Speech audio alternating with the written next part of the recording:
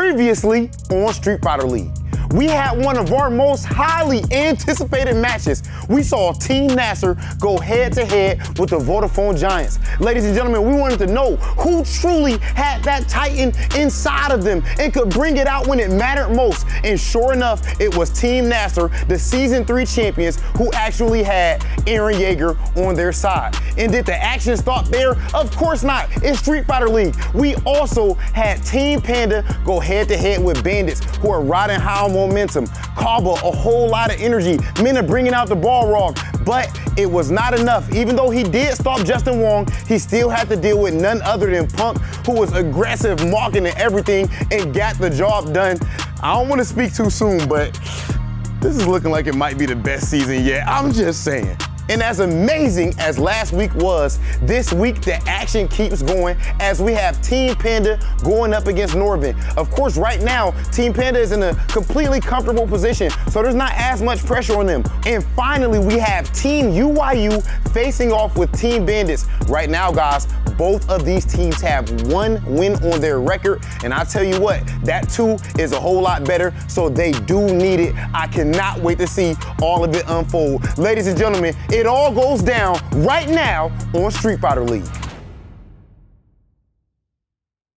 It's time to turn this all the way up. It's week 7 here for Street Fighter League Season 4. My name is Vicious, back at it again with Tasty Steve to give you so much more Street Fighter 5 action this season and each and every week, right? We've talked about a lot of these teams that are coming in, finally finding their own rhythm alongside some of the older veterans from previous seasons. Let's talk about those teams really quick. UYU and NASR have been the teams that have been shown throughout Season 3. They're back at it again. NASR with an extravagant current pace right now. These guys are going at the top of the leaderboards in a very dominant fashion. UYU finally getting a win from underneath their sails, getting a W against some of the other teams, also with a stronger powered version of themselves. We also have 4 other teams in the play. We have Bandits, we have Team Panda, we have VODAFONE Giants, as well as Team NORDAVIND. Again, all of these guys are scrapping against each other to get those top 4 spots. Again, we're getting so much closer to that halfway point. Yeah. I think we're here right now, almost nearly there. We're a week out before we get to that half-season reset point, right? Where these guys will not be able to ban the same character that they have in the previous matches. And if you guys have not been watching Street Fighter League, and you should have, you should know that when these bans switch over, a lot of these players get to play. Now, we saw Problem X always talking about how they're banning him. We've seen in previous seasons Idom getting banned. We've seen Smug with the Laura. And it still kind of holds true, the same spirit of, you know, banning and taking control of and the surprises too. It's like, why are you aiming your bans at me? The fact of the matter is the teams are just so strong that some of the bans can be a little unexpected, but what's most important right now is the team format when it comes to the team order, right? A lot of these folks are trying to snipe out some of the weaker contenders, but that just leaves the question is like, who is actually the weak contender in any of these teams? If you look at what's been happening this season compared to other seasons, this season is a lot closer than other previous Street Fighter Leagues, and that's because it's an international players ball. We got the best of the best in the world here for Street Fighter League, and they got some pretty big prizes on the line, if you ask me. That's right. If you guys want to talk about how close it actually has been, take a look at these standings. We started off by saying NASR is one of the more dominant forces in Street Fighter League Season 4 with 4-1. Then you see down below, right at the heel, 3-1 with Panda, and this is where it gets kind of sketchy, right? VODAFONE Giants 2-2, NORDAVIND 1-2, Bandits 1-3, UYU 1-3. Nobody's out of the running yet, and that is actually the scariest thing because there's so much on the line with $75,000 going in to this entire season, as well as the winning team being able to face off against Street Fighter League Japan to determine once and for all who is the best in the world. And that format will go as follows. If you don't know, I'm about to tell you again. Street Fighter League is a 3v3 Waseda style team tournament. Teams submit a player order, and if a player wins, they go to the back of the queue. If the player loses, they are completely eliminated from this week's team battle. These matches continue until one team successfully knocks out the 3 players remaining on the opposing team, and that's how we decide our team battle winners each and every week here for Street Fighter League. But you cannot, like we said before, forget about that ban. We're 1 week out for getting that reset. I'm really interested to see who they're going to start aiming for, but a lot of these teams this season really have players that you can't 100% ban throughout the season. So it's kind of scary. I mean, we've seen it with Punk before. We've seen it with NEPHEW. We're getting it a little bit with Problem X. I feel like there's a lot of people not looking at that aspect of it, but before we go any further, let's talk a little bit about the team battles we have coming up this week. We do have, for week 7, we have NORDAVIND versus PANDA will be our first team battle. And of course, we have UYU going up against Team BANDITS. I mean, in all honesty, I feel like all these teams are coming to their own. UYU is still trying to get into the swing of things and keep a momentum of getting these W's. And BANDITS just has some of the strongest team synergy we've seen in any Street Fighter League. On top of that, CABA, the human microphone, bro. You can literally hear everything. You can hear everything that he's saying. NORDAVIND still getting worked up here as well. I feel like VEGGEY still in that spot where his spot on the team, everyone's looking at that birdie, right? And they're letting him rock in a lot of instances. But you have strong people behind you. Luffy being one of them, and you also have Phenom as well. So having that kind of composition is going to be strong. But PANDA, once again, is still, even though they're not all the way down there, they're in that little position where they can either go up really fast, or if things take a turn for the worst, it might not be the best showing. Yeah, everything matters right here, right now. Everything has to be clear, concise, and everything goes into these team formats and these bans as well. Again, we've seen how it all goes down, but everything comes in a lot clearer, just a little bit clearer with those A40 headsets. Astro has been a big part of Street Fighter League for a lot of these players, all of the players, I should say, coming in with the clear sound and being the official headset and mix-up of the FGC for about 10 years now. That A40 headset is one of the reasons we can hear the action in the studio. One of the reasons these players out there are playing so well is the dope A40 headset mic. So shout outs to Astro, like Vicious said, for being the official headset and mix-up of Street Fighter League Season 4. But with that being said, this week team battles are right on the other side of this break. You don't want to miss it. Come back and join us. The players are set. The matches are just about underway. Again, it's going to be NORDAVIND going up against PANDA. PANDA doing an excellent job right now. We saw in the standings before the break. They are currently in the second position with 3-1. However, NORDAVIND still needs to pick up the pace just a little bit. The bans right now have been kind of hard to kind of keep control of, or at least hard to pinpoint which one should happen. But as it stands right now, I feel like in Team NORDAVIND, there are 2 targets that are pretty much vulnerable to this ban pick. Yeah, no, that's definitely true. I mean, you're going to be looking at Phenom at all times. You're always going to be looking at Armika because of Luffy.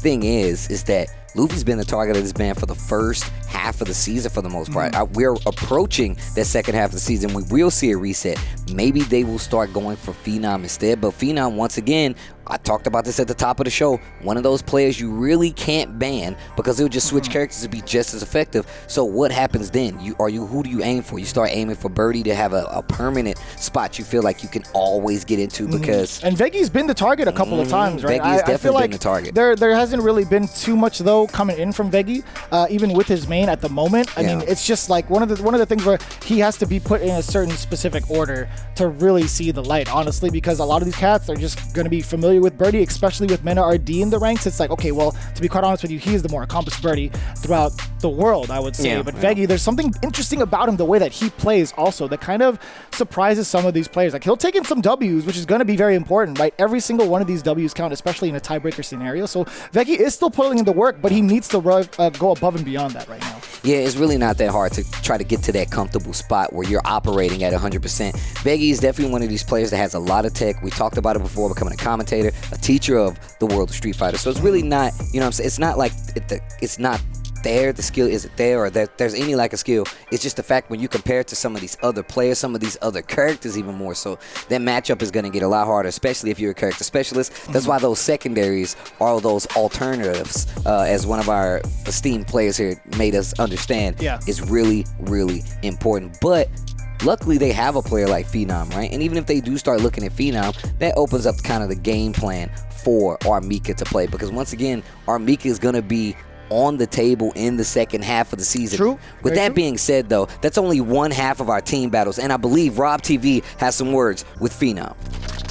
Ladies and gentlemen, I am here with one of my favorite players in the world, my guy Phenom. What's going on, brother? What's good, man? You know why you're one of my favorite players, right? I don't know why. You know, actually, where it started at was, what? I thought that there was like this weird, no pun intended, phenomenon where it came to your jumps. Oh. You know, you've heard about people talking about that, right? Yes. Like, for some reason, it's like in animes where people got their own superpowers. Yeah. Yours, for whatever reason, is jumping, which is something that's generally speaking considered pretty scrubby to do. But you somehow made it like a skillful thing. What's the, if you can say, what's the sauce behind it? Are you reading just reading your opponent, trying to read their button timing, or do you not mind if you do get anti-air because you're setting up other stuff? What's going on there?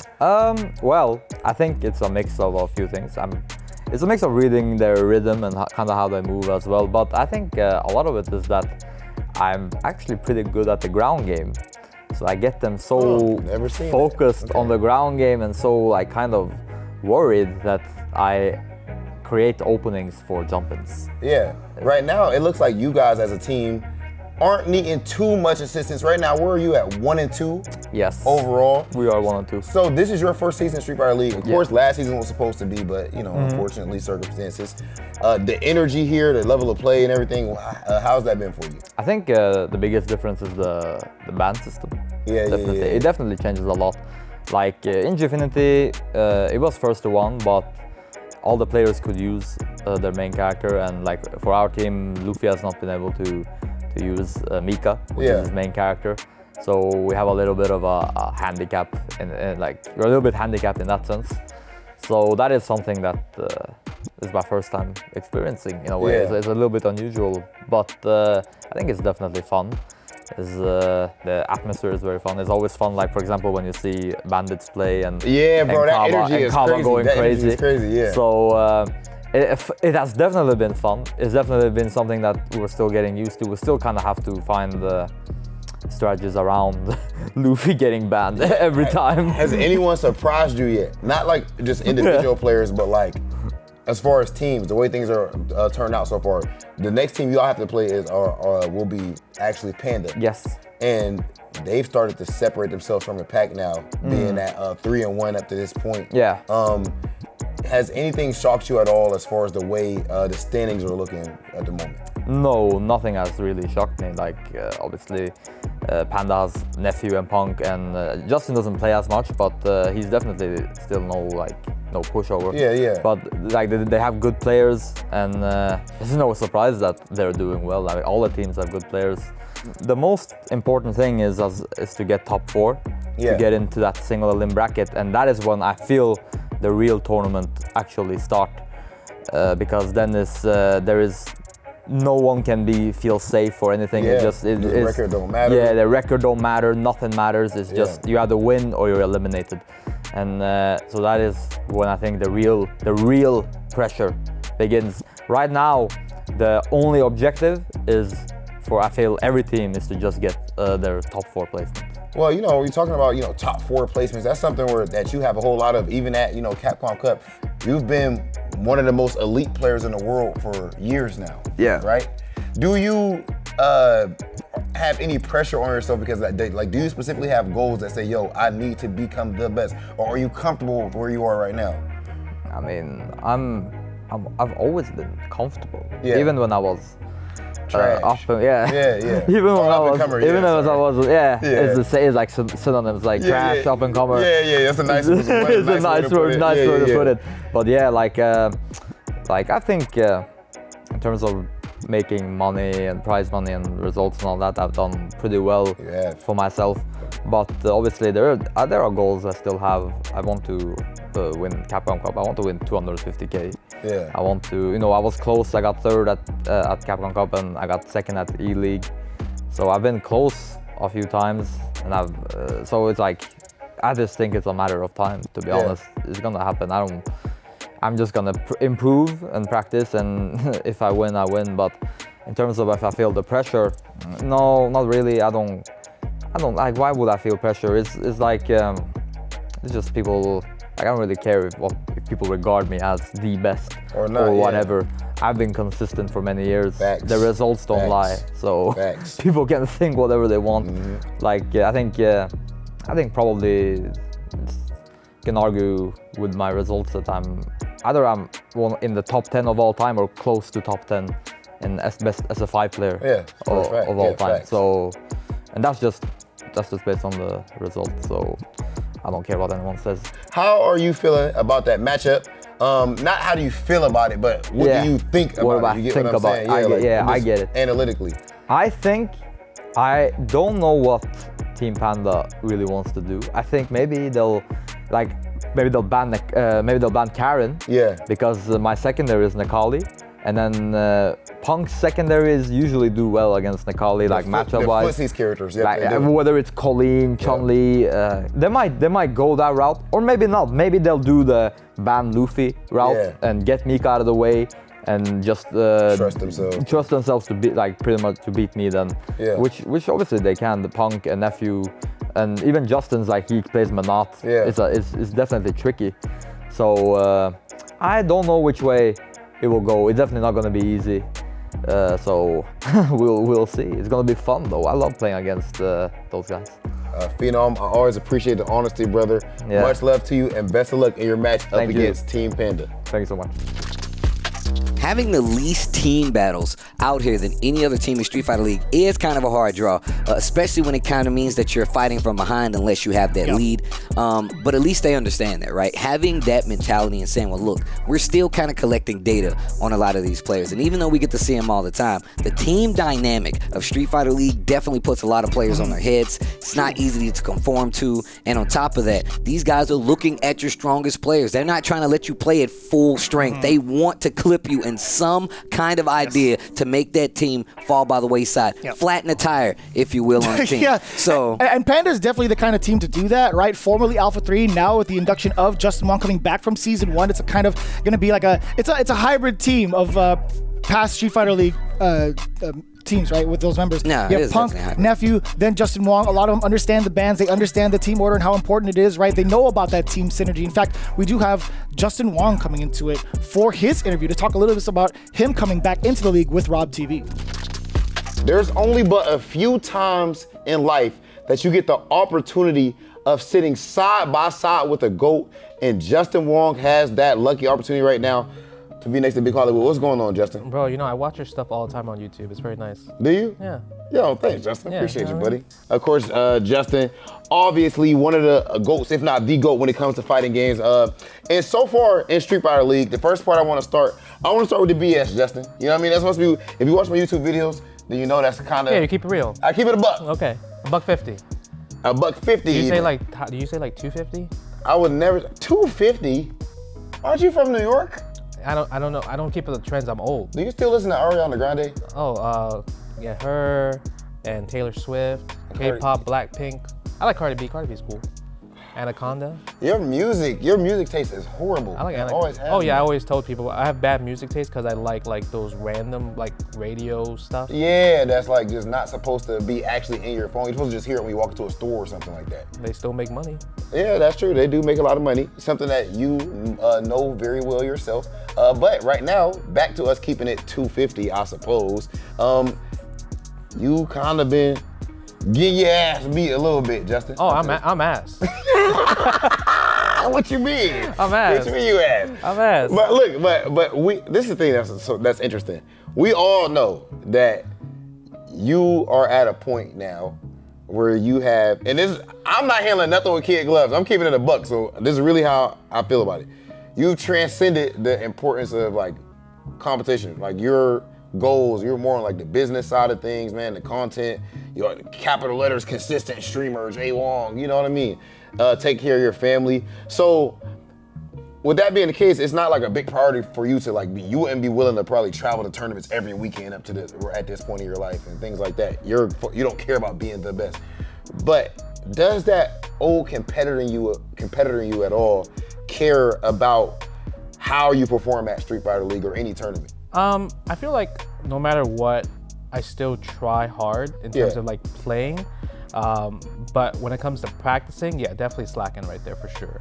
I also feel like because, we went through, before the pandemic, I went to like so many like CPT events, right? Yeah. I think I went to like, maybe like, I traveled 40 times in 1 year in 2018.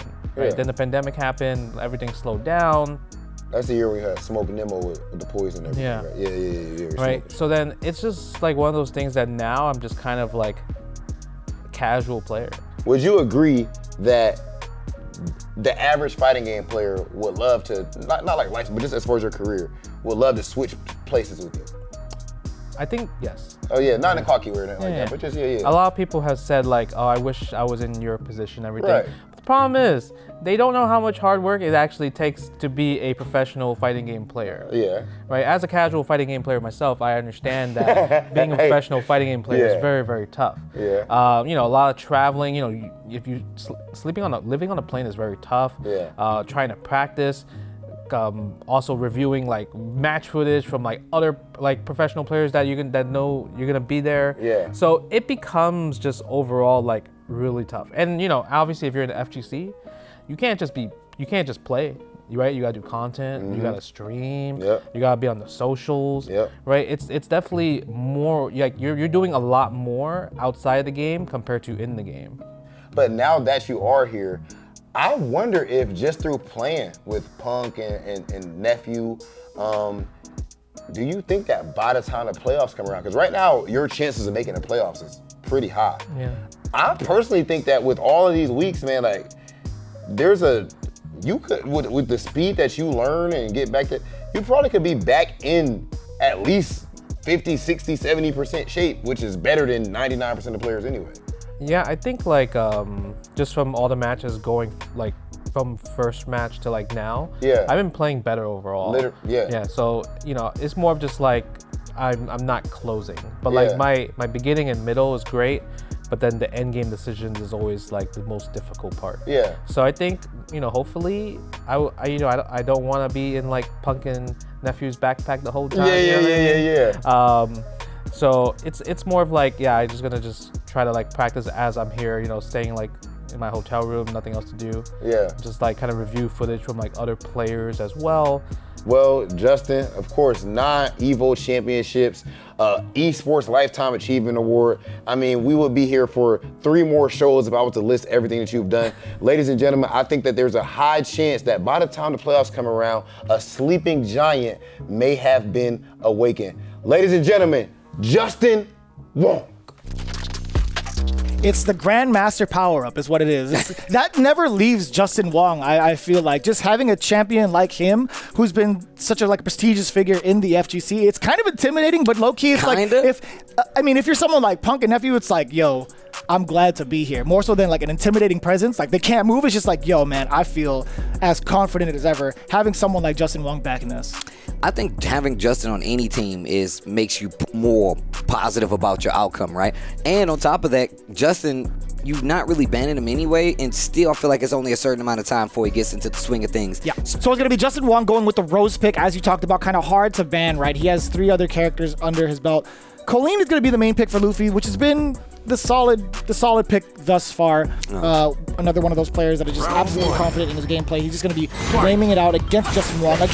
Just to mention that, right? The king of lame. Justin Wong. This is gonna be. It's so funny seeing Rose like facing off against Luffy. Like, why didn't you pick me? You betrayed me. Right. Well, I spoke to Luffy about this, and he says the character is very different. And this is a topic that we touched on. These newer characters that are returning, they play differently. Sometimes they fit a little more to their original game aesthetic, right? And not even just the game, not even just the aesthetic, but the gameplay as well. Rose had a lot of improvements. That tarot card system you have to be aware of. Not ready for that jump right there. Actually gets the block, but gets the EX Parabellum hands, drops the throw. Man, Luffy's missing a good amount of opportunities to punish Justin Wong. Even after the activation, I think he could have speared right past the projectile, but for the jumping option, thinking maybe he would have got the bigger damage, the beefier punish. Just outside of the scarf range, heavy punch, but still light the Parabellum again. No, tried to do it. This is going to be great for Justin Wong. Yes, sir. The air. Gets the knockdown as well. We saw NEPHEW bringing out some of those strong Rose combos. You see Justin Wong kind of setting up to backing up, getting ready for trigger for a setup, and now it's going to be one touch away. And Luffy just running into the fireball after the block string. The Soul Sphere always coming out from a cancel from Justin Wong. Yeah, you got to remember, though, that teleport is really going to keep you on your toes. Okay. Oh, vanity step not within range to get a punish back to projectile. The punishment. Okay. The spacing right there on that mine working out perfectly. Oh wow, just finds an opening with the EX Parabellum. Gonna push. Sweep cancel to take the Oki. Forward throw. Wait a minute. Try to do it again, but no big counter hits though. It's still fine. Justin Wong is fighting himself out of the corner. A lot of the light utility coming in, but Luffy's trying to keep him grounded or keep him frozen, I should say. trying to get a throw bait, backing away, not overextending, and immediately rushes back in with that V-trigger. Raw activation from Justin, no punish for it. Justin trying to find a way out, gets the jump, not going to use any of that V-trigger meter yet, but finds a hit right there. And still, that trigger's almost gone now, but full CA. Full CA on the side of Justin. Once again, just keeping his pressure locked mid-screen. Small guessing games, nothing too crazy. Man, that low forward is far. If she hits with a low forward full spiral, it's going to be critical and it's going to be dead. With the amount of life she has up, that could have been it. That was it. Justin. Okay. Take throw once again. Chip's not going to be there because of the fact that V-Reversal is on the board for Luffy. But if he activates, that's going to be a whole different story. And Justin Wong is trying to beat any sort of movement, forward movement, or normal, and runs it too. Okay. Another one. Another fireball. That's the second time he's perished in that way in this game. And that lane game is one of the things Justin's good at, right? Looking at a lot of instances where Justin could have a lot more damage on the table, but this small poke game really kind of frustrates a lot of people. Anyway, Luffy not playing with his main character, obviously. You can tell there's still a lot of work to be done with a character like Colin Ryan. Not close enough. Yeah, it's way too far out. Got a couple of the hits, but the pushback allowed Rose to get out of that sequence safely. It's going to be just fine, though, for Luffy. Back-to-back sequences now. Didn't get punished heavily the last time, but Justin Wong is doing such a great job fighting out the corner. 3 rounds straight. He's been bullied into this corner early and has found such great success getting out. All right, starting to use this card system as well.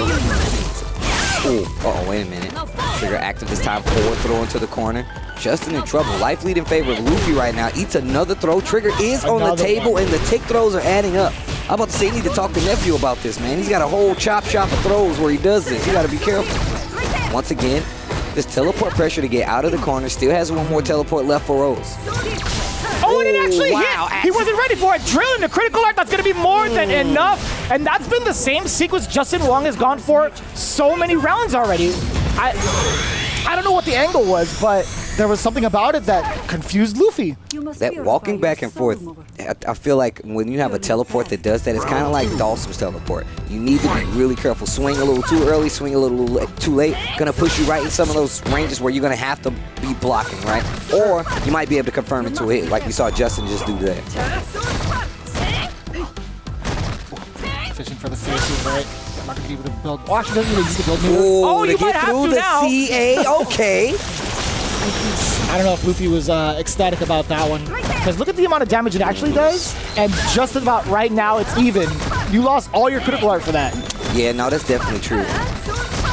Going super doesn't really take off that much damage either. So. All that to get past the defenses of Justin Wong and how much activity he has. Now it's going to be all Justin. When he gets to this corner, he's not going to be playing lane. He already sees it. He's smelling blood. But Luffy does have another chance, right? What's the other side? Forward. Checking with the lows afterwards. The trigger. Still on deck for Justin Wong. Looking for the tick throw. Not going to work out. Activate off of the sweep. Teleport once again. That Soul Spark going to travel all the way across the screen.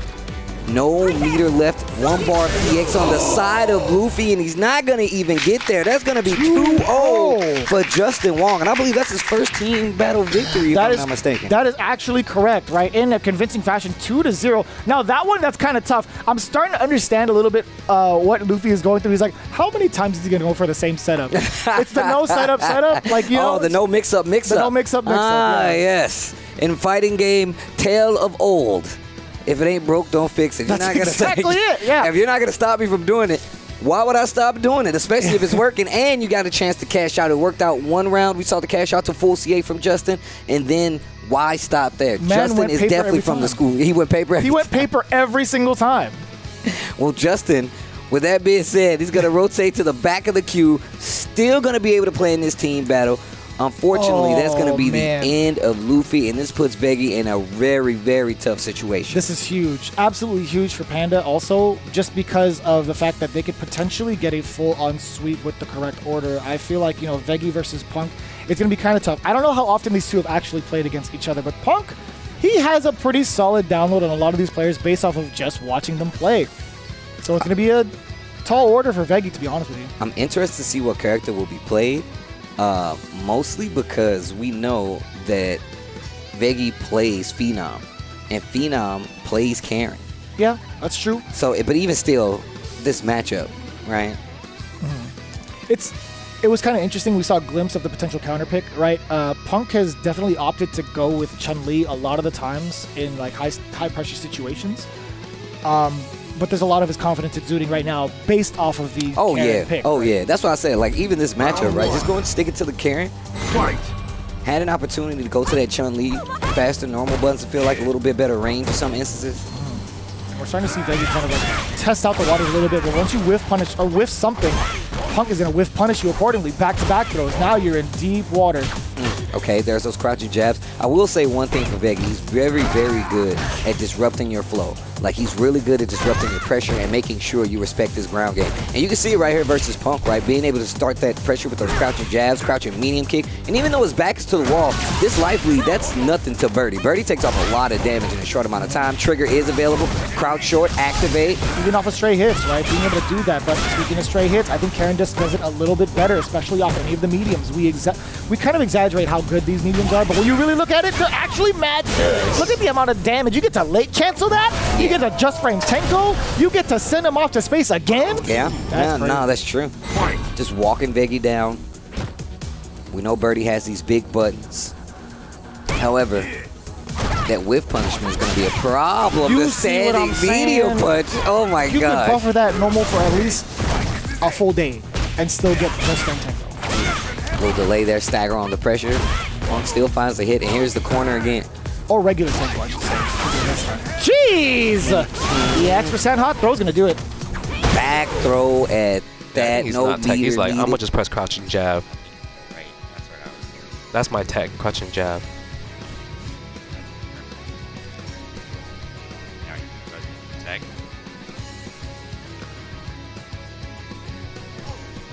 Pretty convincing so far from Punk, right? 2 rounds straight. VEGGEY is still trying to figure it out. It's kind of hard, right? Like, you don't want to press those disruptive normals and have them whiff because of someone like Karen, even in the hands of someone like Punk.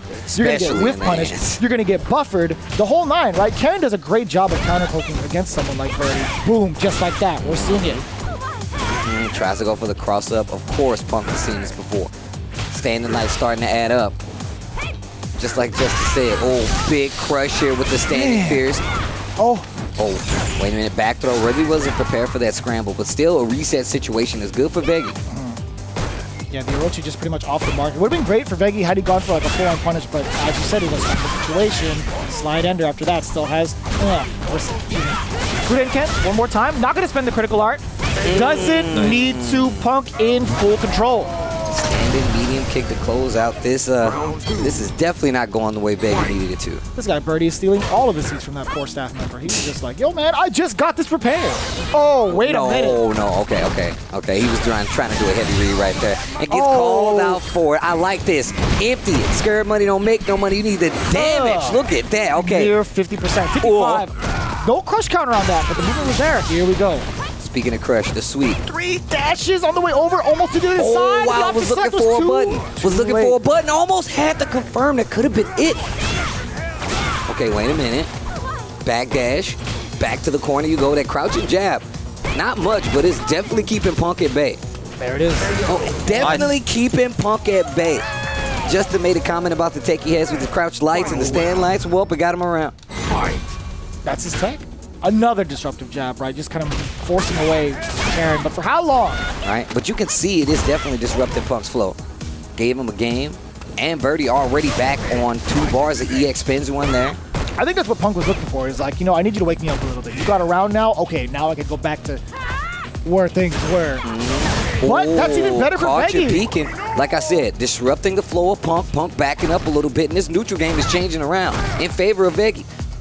Life lead still just a little bit on the side of Birdie, but that's because he's a big boy. Forward throw from Karen.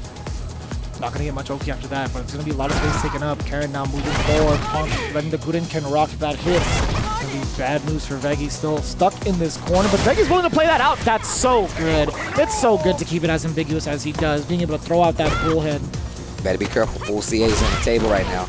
We're getting to that danger zone where one hit can confirm and take the set. Activation this time around. Crouch short actually finds its mark. Life lead in favor of VEGGEY at this point. 35 seconds left on the clock, 2 full V trigger. Is he going to let it rip? He's going to be in big trouble if he does let it rock. V reversal. Still CA there. Gray Life adding up. You know, it's going to make it easier if we see a confirm from Punk. Not shy to it, does it all the time. Card-carrying member of the Confirm Club, and that will be that. Punk already got the headset off, and that's going to be team battle number 2. Punk's going to take it 2-0. Started to see a little bit building up there for VEGGEY, but like you said, man, once Punk woke up, it was more about, you know, what are you going to do to stop him at this point? And once again, it all falls on Phenom's shoulders. Man, my man's back got to be hurting. Karen versus Colleen. Obviously, there's going to be a lot of matchup experience going in for the side of Nephew playing He's going to just throw out 2 reckless. So some of the best Karen in the world. basically just Or the best. offer parry and you'll hit it every time. Okay. Punk giving him some And when he's in the insight. corner, he's going to try to jump out, so be careful with your buttons. Amazing. So Punk giving Think Nephew of it like a insight. single tournament. You don't want to go in loser bracket. You have to strike everything. Damn, not a lot of talking. From Laura. Yeah, not a lot of talking from that we see from NORDAVIND throughout this entire season, but Luffy, vote of confidence to Phenom here. And still a very strong team we see with NORDAVIND, man. I know it's a lot harder to get things going for you, especially in something like Street Fighter League, but this team is very strong. Oh, what a whip punish. Did you see that? And Nephew actually did that with confidence. He bobbed his head as soon as he saw that normal to force himself to make that whip punish happen. At the same time, we're talking about Phenom too, right? He works well under pressure. Hence why Luffy was like, don't get put into Nephew, again, at a life deficit, but this is where he really shines, right? With Colleen, we see the intimidating presence of Trigger too. Okay, trying to get something started with the tick pressure here. Nephew's tick throws. Ooh, wow, a little shimmy there. Forward throw. Life lead, not on either side, just slightly to Karen right now. Slightly not to anymore. Phenom, and that's a switch, full CA on the table. And her CA don't take much, but it should be death. Ooh-wee. That was actually just enough too. Now, as soon as I saw, always thought that's once it what gets to a those certain point, I'm like, all right, that's not gonna kill, but she gets one more little piece of damage on there. Scaling once it does Just make sure the scaling isn't off of 2 jabs, because I've already made that mistake We've once. said, I remember, and Pepperidge Farm remembers. Anyways, step media kick. And Phenom, just to talk a little bit about his understanding of this matchup, I think it was more so after we saw like that surge of like Punk just doing so well. Started picking up the Guile, started picking up the Karen outside of the Nakali, and kind of gave us this, what we see in front of us, which is a very strong Karen. Not looking too good here, but I mean, it's his nephew. Oh, that was crazy. If it actually hit and connected into the stand, every punch I would have said, Punish a here. lot of boy. Wow. What is going on? I have no idea. Definitely a missed input for Phenom there, right? I'm not sure what that was though. Maybe a little nerves kicking in, maybe, but one round apiece though. He was looking for that extra hit stun coming in from the hail. I was gonna say, like, if there was that much hit stun to connect that fierce, it would have been a whole different story. But the fact of the matter is, Phenom got very fortunate. A very fortunate circumstance where it didn't happen. The trade-off didn't happen for the favor of Luffy. But it's gonna be just fine. Finding the mark with the heavy punch. I'm telling you, man, it's bound to happen. Heavy punch and Colleen, that's a fact. It's gonna happen in a minute. Oh boy! Wow. Medium Mujin, huh? Okay, checks the legs. Yeah, that small input we saw from Phenom, that input mistake definitely could have been big trouble. Wow, just like this situation right here. Knockdown in the corner, doesn't take the throw, not the air throw, but the ground throw works out. And just backing up now. Nephew giving Karen a lot of space. Knows the trigger's on the table. Blocks the sweep. Blocks the overhead as well. Another forward throw. This isn't going the way he was hoping. Tries to interrupt the EX hail and the crouching medium kick from Nephew. He's playing really bad. Yeah, he's nervous, I think. They don't actually know the Colleen matchup. Remember when he's in the range where after throw he wants to keep the pressure with stun medium EX hail, you tank. Remember, keep your eye. Round 1. Fight. You see the stark differences in conversation when it comes to Panda and NORDAVIND, right? Panda with utmost confidence in their man Nephew. And even Nephew was like, you know what? I feel like Phenom is not in the right mind to be playing right now. It's just a couple of subtle mistakes.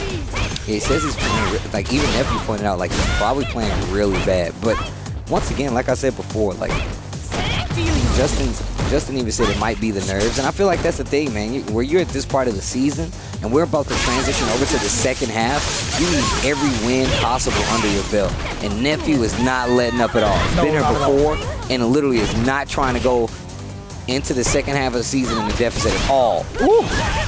Trying to rock with that stand medium, looking for more of a corner carry, but now it can be kind of awkward, right? After that forward throw, especially a little bit outside of the corner, you don't get to apply any immediate pressure. So it's going to be a well-earned hit if Phenom could find one. However, NEPHEW still has 2 bars to work with. Any confirm could really, really take it away from him. Dash up once again. Phenom does have those confirms. You better be careful. Not much needed to close out here. He had a little gray life. You see, just kind of being annoying with that standing medium kick. About 30 seconds left on the clock, and NEPHEW has no problem holding down back. The whiff punish here will definitely sell the end, and we've seen a lot of that coming from NEPHEW. Oh, stand medium kick. Wow, tried to go for the whiff punish with the trigger activation. The jump. Oh, the back throw still within range. I think NEPHEW tried to hit the throw bait, but his normal was Round 2. I actually think he walked forward a little bit to get that throw. I think Phenom walked a little bit forward to get that throw. I think you're right. Woof, woof, and look at that. The shimmy starting to work out. Look at the damage. Gets the B-skill knockdown. Forward throw starting to work out. It was all data for Phenom. Look at the big difference. Oh, boy. Side switch. Oh, you on. thought. So did I. We all did. Good defense on Phenom's side. Oh, wow. That hit. That actually hit. Yeah, you're dead. And look at that. I'm going to tell you right now, you can definitely put yourself in a situation and say, man, you're not expecting that hit, but not dead either. You can put yourself and say, I'm not expecting that hit. Eats the hit, did not get the confirm. That's going to give Phenom the lead in this match. 1 round and anything to close out. But full CA on the table, no trigger available for NEPHEW. What is going to happen here? And lots of life left for Phenom. Not enough at all. That's 1 game apiece, and these games are already turning around. The adjustments are real. You know, remember, he actually lost 1 money match to Rob TV with Colin. Even VEGGEY was shaking his head at that one. He's like, come on, man. That's the kind of advice you're going to give him? I mean, look. That's the vote of confidence you're going to give him? Yes. Look, even VEGGEY, he put his head, he's like, good try, bro. He's like, I see what you were going for, but I don't know how effective that's going to be when it comes to boosting morale. Either way, Phenom. What does that say about Rob TV? Like, why are you going to throw him under the bus? He just bystander effect. Yeah, man. That's the worst kind of collateral. Background house being the choice, normal choice right now for NEPHEW, trying to take up that space to ensure that Phenom doesn't get a little antsy with his mediums, but low medium kicks still finding the mark and still punishing with the stand medium punch. Once again, man, I was talking that the fact that a lot of people look at Phenom and this team not doing well, they need to understand that Phenom has been in this situation many a time. Oh, speaking of whip punishes. Gets rid of the main tool. EX% now, we haven't seen that bust out in a while. I like that interruption from NEPHEW. Seeing that V-skill being played out right in his face, and now it's going to be all pressure. The medium jump heavy kick. Didn't swing this time on the EX Hailstorm, and we've seen that happen a couple times with Phenom. Like, he's not familiar with the matchup. Swinging. Oh, wow. Swinging for the whip punish this time. It takes the Oki. Double backdash to get out of there by NEPHEW. There's the block sweep activation by Karen. Trying to find an opening. Great defense there from NEPHEW. Not going to the crush counter coming to effect. Another whip. V-skill to get the knockdown. Dash up looking for the throw. And that was a read. Expecting a situation. Looks for the scramble. Crouching medium kick. And now Phenom, we got a game in front of us. NEPHEW leans in. That's how you know you're getting serious. He's not even relaxing in the seat anymore. He's leaning towards the monitor. Getting closer to the pixels, as they say. EX. Dash as well. A little bit of a yes, sir. The frame kill and the pushback from that standing light because of the animation. Oh, the neutral. Oh, the neutral jump. Stand medium kick, heavy kick confirmed. Stuns building. NEPHEW's in trouble. Spin it. Yes, that's stun, and that's not the. It's not the match. Is he gonna go for the reset? He's gotta go for the reset. No, he goes for the hard knockdown instead, and the damage. A good amount of bar built. That's gonna be more than enough. Wait a minute, I lied to you. Magic pixel time. Does he have the comeback factor? Overhead reaction goes for the parry. This match isn't done just yet. Yo, NEPHEW. Forward throw. He needs this round. Needs this round to confirm. He's not dead though. He's hella dead. He is hella dead. That trigger was still in full effect. I said that and looked down to the right. I'm like, wait a minute. Look down. I can't believe it. We got a match. We've got a match. Leave the light on, guys. We've got ourselves a match. Oh. Has to hold that block. Good tech there and pushing away with that standing medium kick as well. Finds the opening with the low instead. Side switch. Opting up to the side, which is great. Spinning the bar early. I like that from NEPHEW just for the escape option. Here comes the target combo. Parabellum. Afterwards, another hit. He's trying to get these tick throws going, but he's still seeing these counter hits. Then he backs off immediately. Good discipline from NEPHEW. Yeah, that EX vanity to get out of there by Phenom. Worked out. Oh, man. Trigger active. Gets the Gurinkin. Uses all that trigger instantly. Full CA available, though. Phenom really smart with the meter usage. Probably going to hit an EX confirm, push to the corner, and save for that next interaction where you can get the CA kill. That's what I'm thinking. Oh, you can see okay. it. NEPHEW has just such a great rhythm of when NEPHEW wants to go in. He's controlled it so well with those medium kicks, and it led him to this exact position, right? 2 bars ahead. He's not going to do anything right now. Above 50%. 1 hit could have been it, actually. You need to be careful right here. NEPHEW is fishing. NEPHEW is fishing. And you are the prize. Just don't get baited. That's the thing. Don't get baited. We saw what happened in the last instance. A lot of your life just goes away with that much resources under Colleen. Damn, sweat is dropping off my brow. This is tense. 20 seconds. Oh, the anti-air from Phenom, knocking NEPHEW out of the rotation. That means Justin is coming up, and he's going to be going up against Phenom. Another player we've touched on playstyle-wise. Justin just got his first team battle victory here, going up against Phenom. It's always in cross-up, always. It's no way it doesn't exist. There is no line. It's cross-up. It's just that remember Nash in season 1. It's just that you gotta react. That's all. I like that. But like you can play it slow. Like Rose to come take your damage. It's very hard for her. So if you have the life lead and EX bar, she can't do anything. So you just have to wait for a fireball. And remember, most of her poke are minus on block. Yeah. And you can also escape the fireball with EX Tenko and V-Shift. Yeah, if you don't want to take the chance. Yeah. V-Shift or EX Tenko. This team is starting to get some talking behind him right now. And against Rose, just take the throw. She just take the throw. Yeah, let's go. And have you seen if you seen my match against him? He doesn't take, like he never take, just throw. And he doesn't check. He check a bit with his punch like it. But again, basically. Damn, talk about the data. That was Luffy just gave us a whole Bible on Rose's Justin just from that earlier interaction. He checked off every single box you need to kind of counter Justin Wong, right? You see it from the previous match they had. Everything that went well for Justin, he was like, all right, I'll take note of this.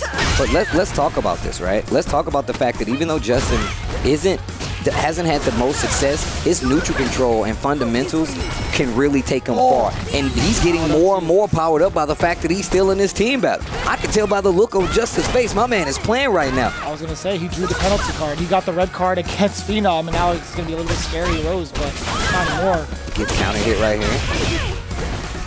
Mujin Kyaku. Oh! Get the knockdown in the corner. Still, life lead just about even right now, right? He's waiting for it. He's waiting for the activation, looking for the fireball, and jumps out of the way. That's exactly it. If you don't have to block it, you don't need to. And on top of that, Luffy gave him it's just like Nash's. You just have to react. Didn't react to the anti-air. Or goes for the jump. The cross-up not going to work. There's a back throw. A little season on that bar. A little gray life means he's going to be dead. And then the EX Tenko to close out. A lot of touch and go in that round right there. But it's going to go to Phenom. Get a little bit of seasoning on that yakiniku, you know what I'm saying? Get that barbecue going. Oh, the confirm. Go now into this corner again. Justin Wong has spent so much time in this corner, not even just in this game, but in the game against Luffy. But he's found so much success. That is a big whip punish. Big damage on top of that. Oh, get out of the corner. Trigger is active, looking for a back throw. Not wanting to spin any of that trigger. Justin getting a lot of crouch shorts, but not enough to make it count. No meter on the side of Phenom. Do you see Justin now carefully placing these soul sparks, right? He's looking at it to see if Phenom's going to jump. He actually stood still this time. He said, just take the throw. Phenom taking his advice, and I like it. Trigger completely ran out now. Making him take the guess, but full CA is there. And Justin laming it just the same. Oh, you thought you could get the card out in time? Actually, you just did. You blocked on the way out. Okay, activation after the block sweep. Forward throw. A little gray life means it's going to hurt some more. Full CA. If Justin finds a hit, it's not going to be the kill. That's why he didn't spin it there. The mine is there. Looking for a hit. He checks the walk up. Button? That's Phenom, bro. I thought he was going to have enough time, but Justin delayed it a little bit too long. He went in for the standing medium punch, and Phenom snuck in the light instead. And that's huge. Karen gets huge damage and huge conversions, especially off of those lights, those light jabs, or the crouching jabs, especially in counter hit. Stand or crouching, I should say. That's actually Ooh, wow, just to get through the Soul Spark this time. And Phenom warming up right now. Okay, still needs to be careful. You can see Phenom still trying to get control of that range, where a lot of Rose's normals are helping out, and that Soul Spark is keeping him honest. Justin Wong, so much activity on the screen via projectile. That Soul Spark, checking with the low medium kick, checking the anti-airs as well. Phenom busting out, finding the target. Big throw break into the trigger. Now Justin's trying to find his way out. Can he do so? He does so successfully. And even Justin using this V-trigger to get out of these situations still helps Justin, because I feel like he's really good at controlling the pace. As long as he doesn't overextend, get possibly hit by, oh wow. I thought the soul was gonna be enough. Even though he knows it still didn't work out, Justin's starting to get a leg in this game. Crouching heavy punch, the jump out, crouching medium kick. Justin puts one on the board. Like I said, you cannot ever count out Justin Wong. I know How a guy. does he know? Go ahead. Oh no, I'm just saying, it's Justin, bro. Oh, hold this card. I ain't talking about Uno. Oh no. Okay, okay. Soul punish out on the screen. Damn, that's a sick anti-air. I don't know about you guys, but I think that was hype. That was cool. First off, this is just getting, I feel like it's getting scarier and scarier for Phenom. Justin getting a lot more confident in his matchup. That was the sickest paper cut I've ever seen. Oh my. Big damage. It's the stun factor, right? The throw's gonna be more than enough. He tried to take the throw, or he should have taken the throw, but it would have let the stun anyway. That's the problem. And he knew it. Okay. Definitely knew it as well. Set point here between these two. One more obstacle in the way for NORDAVIND to get a team victory here, but it's got to be over Punk. And it's still got to get through Justin, who's not making it easy. I can tell you that right now. Not playing this kind of spacing. Oh, hold this card. Just in case you need to get in contact with me. Here's my contact info. Oof. Trying to go for the tick throw. Justin not ready. Just slowly chipping away. This pace really does help Justin. Huge. Oh, but still goes for the Soul Spark. That was cool. Wow, the lame game. Let's play the lame game. You hate it? I love it. I love it. I love it. You hate it. Okay, activation off of the sweep. Justin retaliates with an activation of his own. That could have been huge. You're actually gonna be Schmitz, but he got his objective out of the way. He wanted to get out of the corner, create some space for himself, move on back to the other side. He's fine with that. Can you handle his lane presence? Oh, that's so far. Okay, wait a minute. Phenom still alive here. Justin can't take a match here. We said all these matches count. You never know what's going to happen at the end of a season at a potential time. There's a sweep, no trigger. Puts her under the hairdryer. Oh, he's out of there. He's out of there. He's going to be backing up. See you later. Okay. Punish. So Spark coming in. No, I you've knew seen the reaction before the V skill. Not going to get the kill. The jump back, not ready. Activation's going to put Justin in a bad situation. That is a scramble, and that's how it happens. Phenom back on the board and put this team NORDAVIND back in the running to get this team battle. GG. Show him that he's actually worse than Rob. Show him you're the best current Phenom. Ooh. Show him you're the best Karen, Phenom. That is. And Phenom, remember, like, Punk with finish are very, very strong. If you, like, when you poke him, like, really try to not whiff. His whiff finish is very strong. I know, right? You're not gonna give me the end of the story, bro? Yeah, what? Be careful, don't whiff anything, because he's one. And he doesn't take a lot. You can actually throw him a lot. Even when I was playing him a lot yesterday, when his health was low, throw was not very an option for him. Unless it really kill, he doesn't really take. Like his percentage of taking it really low. But yeah, just yeah, don't really whiff much. His whiff finish is very strong. Remember Johnny, Johnny. I feel like that's the kind of insight you want. Luffy's an Evo champion. You know he has the skills to break down people at a fast pace, understands the meta, as well as just the fact that Luffy's just a world-class talent, man. He doesn't have his character now, but still able to articulate and break down some of these options that any one of these other players are going to go for. Yeah. Wow, they're just going to play the mirror? These guys are gross. What else can they technically do, Steve? I You mean, know, like, look, I mean, I get it, but, you know, no Guile versus, you know, Karen. No Nikali, obviously, because they say they don't feel good about the character, but, you know. But here we go. Last team battle of the day for these two. Last characters in the rotation. Last players in the queue, I should say. Goodness. And you'd already see the kind of standoff. They're trying to see who's going to whiff first and who's going to get punished first. Playing at the optimal ranges. Not far enough. That standing heavy kick. Then you talk about the control, right? That is actually phenomenal, no pun intended. You're talking about the control, throwing out the heavier buttons that take up a lot of space. It's kind of unpredictable, right? Now you're hovering around the medium ranges that we're expecting. It's like, all right, well, do I even try to whiff punish it now? Do I try to like go a limb, like a shorter limb? Oh, that's huge! See, now it's about counter poking or preemptive button presses. This could be, this could go down not the way Panda intended. NORDAVIND really needs this team battle, in all honesty, I feel like. With their 1-2 for the season, that'll put them at 2-2. They'll be tied with Vodafone Giants at this point. With the amount of W's under the belt as well, it's going to be pretty significant. But we'll see how it plays out. Punk already trying to make the adjustments at 38 seconds left. Phenom is going to be hugging the other side of the screen until that activation. Now, just the threat of it alone is enough to make Punk reconsider his forward movement. But if he has the space, he's going to try to reclaim it.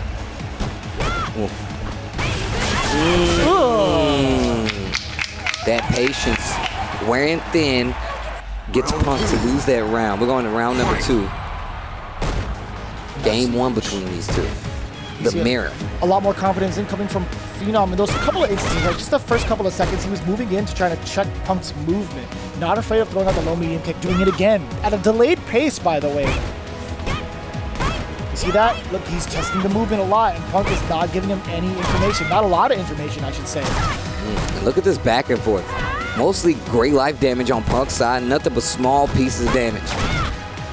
Okay, forward throw. For the throw. First major damage comes from Phenom. Stand light kick confirmed to EX Tenko. Spins 2 bars, gets the corner, and life lead not in Punk's favor. Yeah, Phenom still not going to overdo it. If the control is not there in the corner, he has to let it go. Okay, push up, gets the forward throw. Punk answers back, life lead in his favor. Stand light kick. Take throw. Kind of a dire situation for Phenom. But not too dire, I should say. Goes with the crush counter. Obstacle for the side switch. But EX% help finds the mark. Punk unafraid to do business. The overhead sneaky, no punish. Was a successful block overhead. Backing up this time. You know, if Phenom gets a solid hit, he's still technically within kill range. That could have been it. He actually is hitting. No way you're too far for that Mugen to connect. You could have just done the critical art raw. This music, these chariots running around. Like, I can't believe he dropped it. Did you see that? Oh, my 5 seconds left. Text to throw. Stand medium kick clash. The first one. Oh my gosh. Yo, Punk. Oh my gosh. God. I swear to you, if Phenom did EX% I would have lost it. Like after the tech throw, because you know Karen wants to press medium. Yeah, that's true. That would have been ridiculous of a read. Man, even Gil is nervous. You see him back there tapping the red foot. Look, he's actually moved forward. He's hunched over. Like, he leaned in. He's getting closer to the pixels. Oh my God, the confirm again. Forward now, all Phenom in control. A lot of meter on the side of Punk. Not going to go for the side switch. EX% finds the mark this time for Phenom. Absolutely huge at controlling the pace. Anti-air. Punk is not allowed out of this corner. Just about to lose a little bit more for that Gurren on the trigger. Still gets both of them out of the way. No confirm off the low medium kick. A little bit too far out. Yeah, I was about to say, that was mad far. Oh, walking up, just navigating some of these normals to try to find an opening on Phenom. And Phenom's activity in the neutral is too strong. When have they left the middle of the stage this round? Okay. There it is. Okay. finding the long target. Forward throw now. All off of that medium kick, that momentum switch. But here comes another switch for the side of Phenom. And I'm not talking about the side switch. That could have been a current get opener, but no, did not get to confirm the first time. Punk with another shot at life. If Punk can confirm here, he can get the kill. But he has to be careful. EX with Senha will also kill, so you can't overextend. And if a low medium hits, you're dead. Oh, standing medium, you're not dead, and that's because of standing medium kick. Punk is in trouble right now. Goes for the jump. Oh my God, Phenom didn't see that one coming. He didn't see. He's been so good with the anti-airs. He didn't see that one.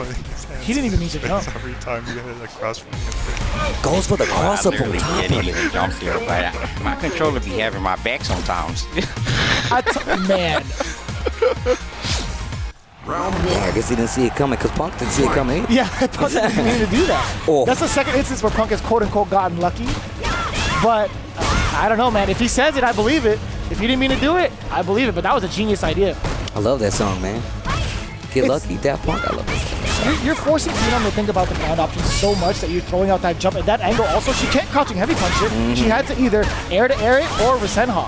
Oh, look at the damage output now. This time, Punk with a confident lead. There's a sweep, side switch. That's going to take that stun bar down for Phenom. Punk in the corner now. Didn't confirm. There's a confirm. Punk is going to steal this one because I feel it's been too many drops on the side of Phenom.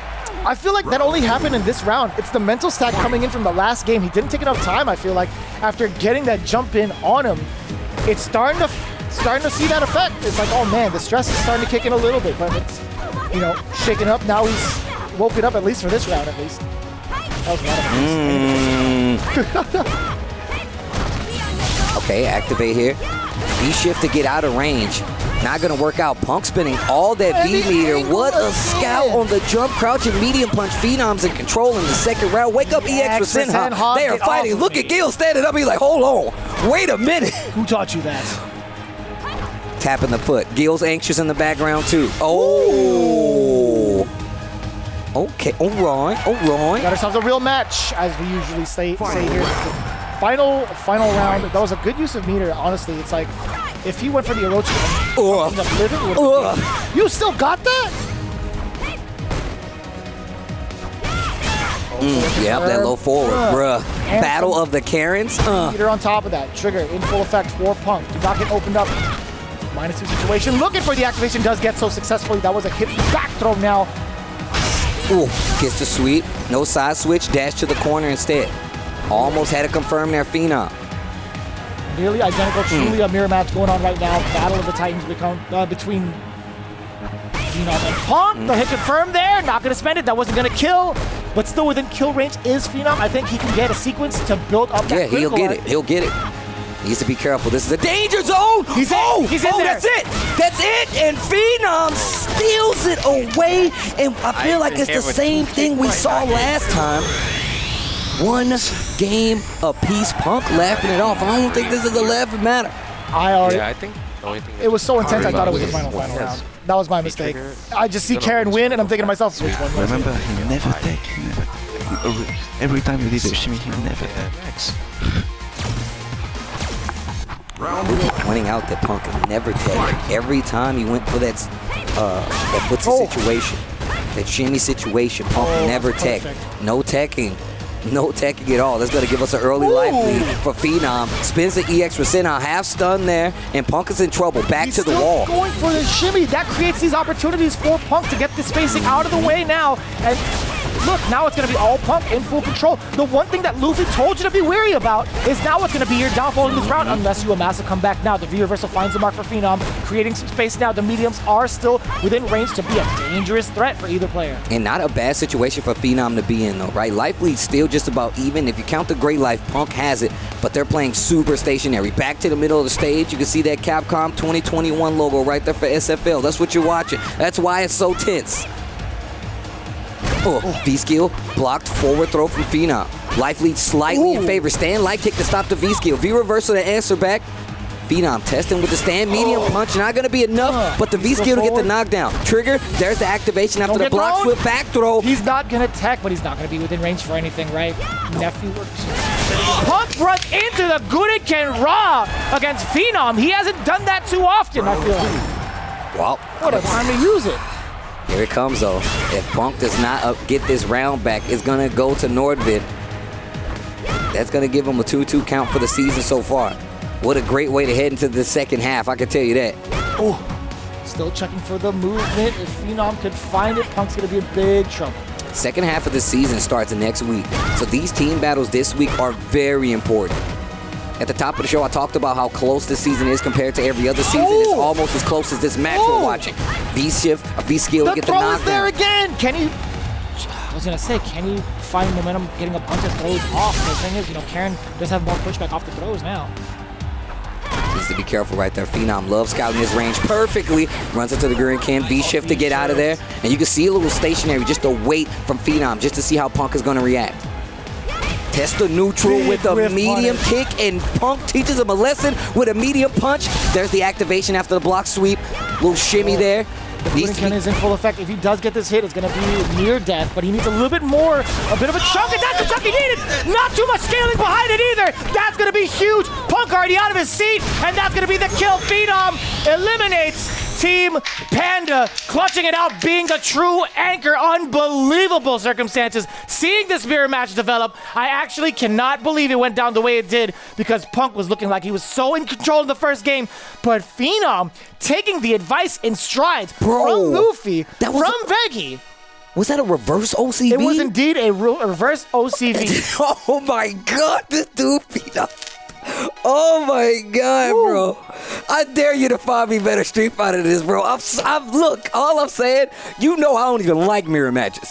I despise them, actually. But in this instance, where it's not me, and you have the self-proclaimed best in the world, best Karen in the world. What did Luffy say before the match started? You are the better Karen player. Show what did Luffy say before the match started?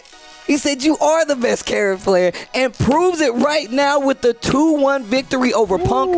I'm telling you right now, I've seen these guys in some of the highest stake money matches. I remember my man Phenom dropped a DP versus Punk 4 E-League that was worth like $50,000. Oh my God. Yeah, exactly, right? What do you mean? And if you look at that, obviously this is not going to give you that back, but there's obvious adjustments to what we've seen in Phenom's gameplay. Yes. Phenom definitely has risen to the occasion before, and this is exactly what I was talking about. This is the kind of win you need to take you into the second half of the season, especially considering that puts them at 2-2 now. That ties them now and puts them in a nice little spot. On top of that, Panda was in second place. That is definitely going to shift the standings. That's definitely going to put some people on notice. I'm glad you mentioned that. I do want to talk about that a little bit. If you look at the overall win record for these two teams, right, in terms of the matches played or the games played, technically Panda came out on top with the amount of wins that they accumulated. They got 7 wins over NORDAVIND 6. Yeah. But it's still pretty important when it comes down to the actual team victory. That point is so much more important. NVD is going to be seeing a pretty considerable change now, at least going into the next half. That's actually huge data. That's huge. That's huge data. The fact that Phenom was getting so much help on the verbal side from Luffy already shows you what this is doing for the team's morale. The fact we didn't see them talking as much at the beginning of the season. We're at the halfway point, and you see communication is key, man. It's very important to be able to talk to your opponents, to your team members. And Luffy going up first, getting that intel versus Justin, also pumping up Phenom in the background, and then telling him he's the best Karen? Are you serious? I love how when we talked about it, VEGGY was like, nice try. It was a nice try. It was a nice try. It was a damn nice try. It worked. Over the edge. He Y'all found got a exactly team what battle. he needed. And he wouldn't have got those communications loud and clear if it wasn't for the Astro A40 headsets. Again, honestly, these guys have been so pivotal to Street Fighter League, being able to get these comms in and get this advice in, to get the matches that you just witnessed. Again, all because of the support and the backing of Astro and those A40 headsets. Again, check out the Twitch panel below to find yourself one as we get into this interview with Phenom, the winner for Team NORDAVIND, standing by with Rob TV. It takes a special player to do something like that when your team needs you the most in the anchor position, and then going up against Punk at the end. Phenom, how does it feel to have that type of pressure on your shoulders? I mean, obviously it doesn't feel good to to have that pressure, but I mean, yeah, the match with NEPHEW and Punk was extremely close, and I think it could have gone either way. And even the Justin match was pretty close as well. I feel like he should have won the second game, but he threw the fireball and kind of gave me the win. But yeah, it was kind of nerve-wracking, and I'm happy I got the win. So I want to say that you have been in the anchor position every time so far. Like they've always you guys have always put you at third spot. Have you considered at all like going into the first spot? Like maybe even if you get the first win, it could build team morale early on, or at least give you a break. Because right now you're having a lot of 2-1 matches and fighting 3 people in a row. Yeah, I mean it's just how the matchups match up. Yeah. it's just how the orders match up, and I think it's always kind of been the best that I'm the anchor. Okay, and do you feel like now, going into the second half of the season with Luffy's Mika coming back, even though it's kind of trash in my opinion, but on paper it's pretty good. Do you think with Luffy's Mika coming back that there's going to be a lot less pressure on your shoulders? Oh, I'll be so happy when he can play Mika again. I just want to see the look on all the other players, like stress level when they play against this Mika, and I feel my secondaries are pretty strong as well. So maybe our team will overall be stronger actually when he can play his Mika, because my secondaries are still at a pretty high level. Okay. And the last thing I want to ask you about, and of course, Luffy is a world-class player and asshole, but as far as your last match that you had, it was you going up against Punk, the Karen mirror match. Of course, Punk is known as the best Karen player in the world. How did you feel going into that one, and how do you think that played out? You had a few drops in that first one, both of you did. Yeah, we both had some crucial drops actually. Yeah. Me in the first game, him in the second game, and I mean the Karen matchup is very volatile. Like it's one hit, and whoever the one who gets hit gets their life bar just melted. So it's a pretty stressful matchup, and I feel it can, like you saw, it could have gone either way, and that's usually how it goes in Karen Mirror. It can always go either way. Well, in this situation, clearly you guys made the right decision, putting the weight on Phenom's shoulders. Amazing performance, one of the best that we've seen in this entire league so far. But guys, the action does not stop here, as next up we have Team UYU going head-to-head with Bandits after this break. Welcome back to Street Fighter League. I'm still reeling from that first team battle that we saw here in week 7, but the action continues. Our next team battle will be UYU versus Bandits. This is going to be tough. I feel like UYU and Bandits, they're both in this weird spot where they're kind of right in that last spot position, right? Yes. Any win is going to be important. Any loss really hurts you because you're going into the second half of the season. Honestly, not UYU, no stranger to the position, I'm sorry to say, but Bandits coming in, they're trying to make a name for their team here. UYU trying to redeem their name, especially on some season in, season out kind of showing. How do you feel about these two teams going head-to-head so far? This is going to be a very pivotal one. This is where they really need to start taking all the information they've gotten in terms of what the teams like to utilize for their team format, or who they want to put up first, who they want to put up last, what kind of bans they were going for to kind of get their strategy going, because again, we're just 1 week away from that halfway point. Being at the current spot that they're at is not going to be too detrimental, because a win here will tie them up with NORDAVIND, and we've seen how hard NORDAVIND had to work for that recent win. To get that one win. To be in the current spot that they're at, but they're still on the cusp of making that top 4. So when it comes to the competition right now for either team, Bandits or UYU, they have to make it full-on sweeps or just do as much as possible to limit the amount of risk by taking away some of these games away without, suffering too many losses. You touched on this. How many matches these teams wins is very important. It definitely goes to the overall total points what these teams could potentially have, especially in the event of a tie. But with that being said, we're going to take it to the stage with an interview from Hollywood, Rob TV, and Kami. I take my shirt off and ought to stop breathing. Playboy Kami, what's going on with you, bro? What's up? You knew that reference immediately, huh? Yeah. At this point, you know what I wonder? Is there anything specific as far as what would you consider a successful season for y'all? Well, I mean, I feel like any player would want to win everything whole. You know, as Phenom said, you know that I feel like anybody will want to win the entire competition, but you know, only one step at a time. Like first, we got our first win.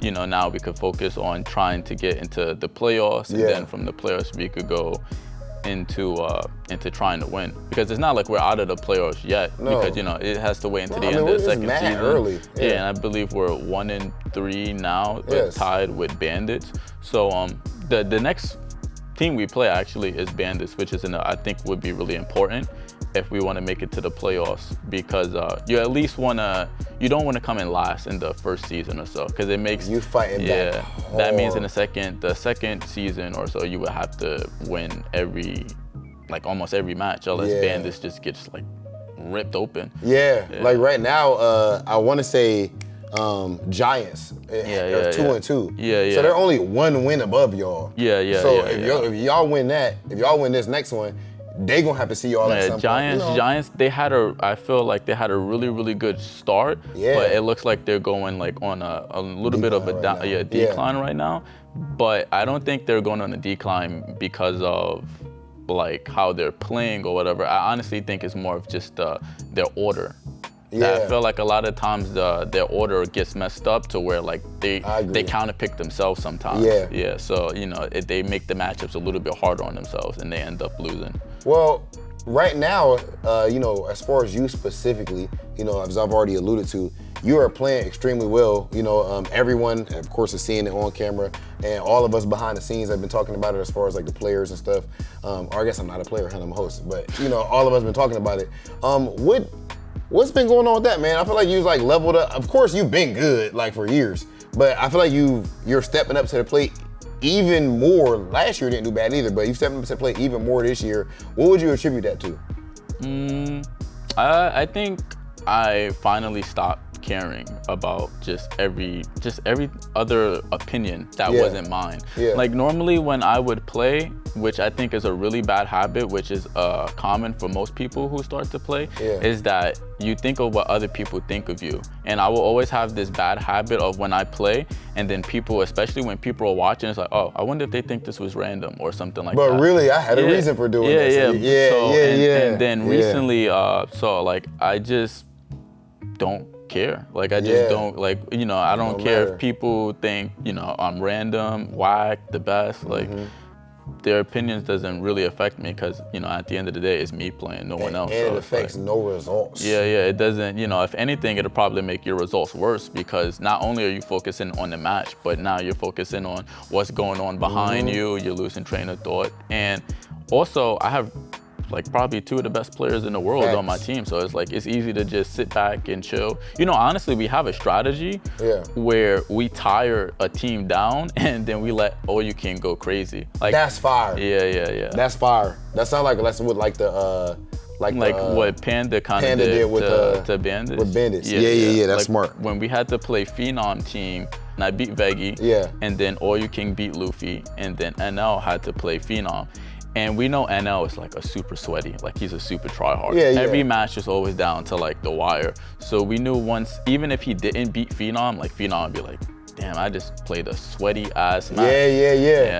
And then I would go in and play, and it's like, damn, this dude just tried to rob me nonstop with V-Trigger too. And then All You Can comes and he just ego kicks him like 30 times in a row. Like mentally, it's like, you don't notice it as like a non-player, but mentally, like you can see it, like it's getting to him. It's like, damn. And from the experience, 3-2 in every game, like literally to the last hit, it gets to you after a while. Like if he had like a long breaks in between or something like that. But no breaks, just back into it. Okay, and last thing I want to ask you about is as far as when it comes to like game theory, your play style, do you think that you have like a specific approach towards the game? Like I remember when I had an interview with Punk a couple of weeks ago, and he was saying that he feels like there is a right way to play the game. Like literally, he thinks that there is like a, you know, the way that him and he said like NEPHEW is like super patient, reactionary, you know. I agree with that, but I think there's multiple ways. It's just that one way may get more results. but sometimes you can't fit into that way, so you have to try the other Why way, wouldn't and you it be able to won't, fit into because that? it may not just, you know, be your forte or so. Like, I don't know if you have watched anime, but there's like an anime called Kuroko's Basketball. Please don't spoil it. I'm watching it right now, but I'm at the part right now where it's like Almine is going up against Tetsu, and it's, I mean, you know all that. Yeah, Tetsu's the best. But yeah, don't spoil it. Don't spoil it though. Oh, you don't want me to spoil it? No, I'm watching it right now. All right, bet. So, but yeah, like there's characters that special. As you see, Ayomine, his no, I'm not gonna spoil it, but like his specialty is like freestyle. Tetsu's specialty is passing. Yeah, and everybody has their own. You know, there's multiple ways that you could win. It's just everybody has. You know, you just need to find out what works for you.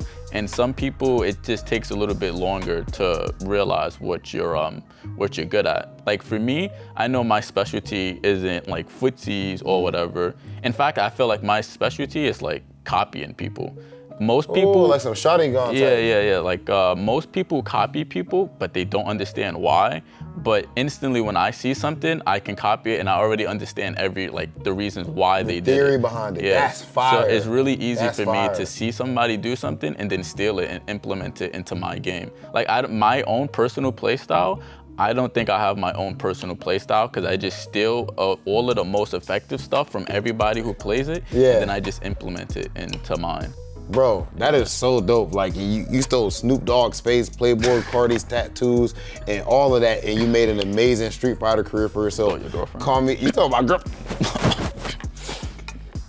You trying to tell me something? Nah. Kami, it's been a pleasure talking to you, my brother. Ladies and gentlemen, next up we have Team UYU going up against Bandits. Kami is cool as ever about these interviews, man. We already talked to him a lot, right? But just hearing him talk overall in these seasonal interviews, saying he's like the coach, he's more involved with some of the behind the scenes things. Yes. Really cool, as well as just being one of the members of the UYU team who really puts on for the team, has definitely made strides and one of a very effective force when it comes to how many characters he has available here, and just being, I feel like, one of the team's reps. I just think Kami does it all well. Man's a trailblazer, to be quite honest with you, right? The first to kind of do it in his style and does so in a very effortless manner, I feel like. Has also picked up Akira and actually shown the world of Street Fighter League how good that character can actually be. Just a little glimpse of what you can actually do in the powers of someone like Kami. So that was pretty cool to see. I love seeing it. Going into a team like Bandits too, we've talked about it, how they're comprised of all Team DR. It's like Team DR. It's like the team. And it's really cool to see because just hearing where Mena comes from to say, hey, man, there's a lot of good players in DR that you need to be aware of. Ridiculous years ago, right, players. to have their team show up on Street Fighter League led by the Capcom Cup champion from their region says a lot for what they can do for just in general and bringing regions to light around the world that have like this talent for Street Fighter that you typically might not see or just not know about. So you have two of those players that are pretty much seasoned vets in the world of competitive Street Fighter V as well as in Street Fighter League, right? You had CABA in the ranks of Psycho Shinobi. Then you had Mena with Team Dynamite. Now they have the utmost team synergy with another third DR player through Hermes Venatori, right? So that team synergy is going to be as powerful as ever. We've seen how vocal they actually can be during their matches. And in fact, we do have Hermes Venatori to kind of give us a more of an insight of his inclusion into this team for Street Fighter League. And I do believe Rob TV is standing by with that interview. A clinical psychologist who seems to have gone mad. It seems like my guy has finally snapped.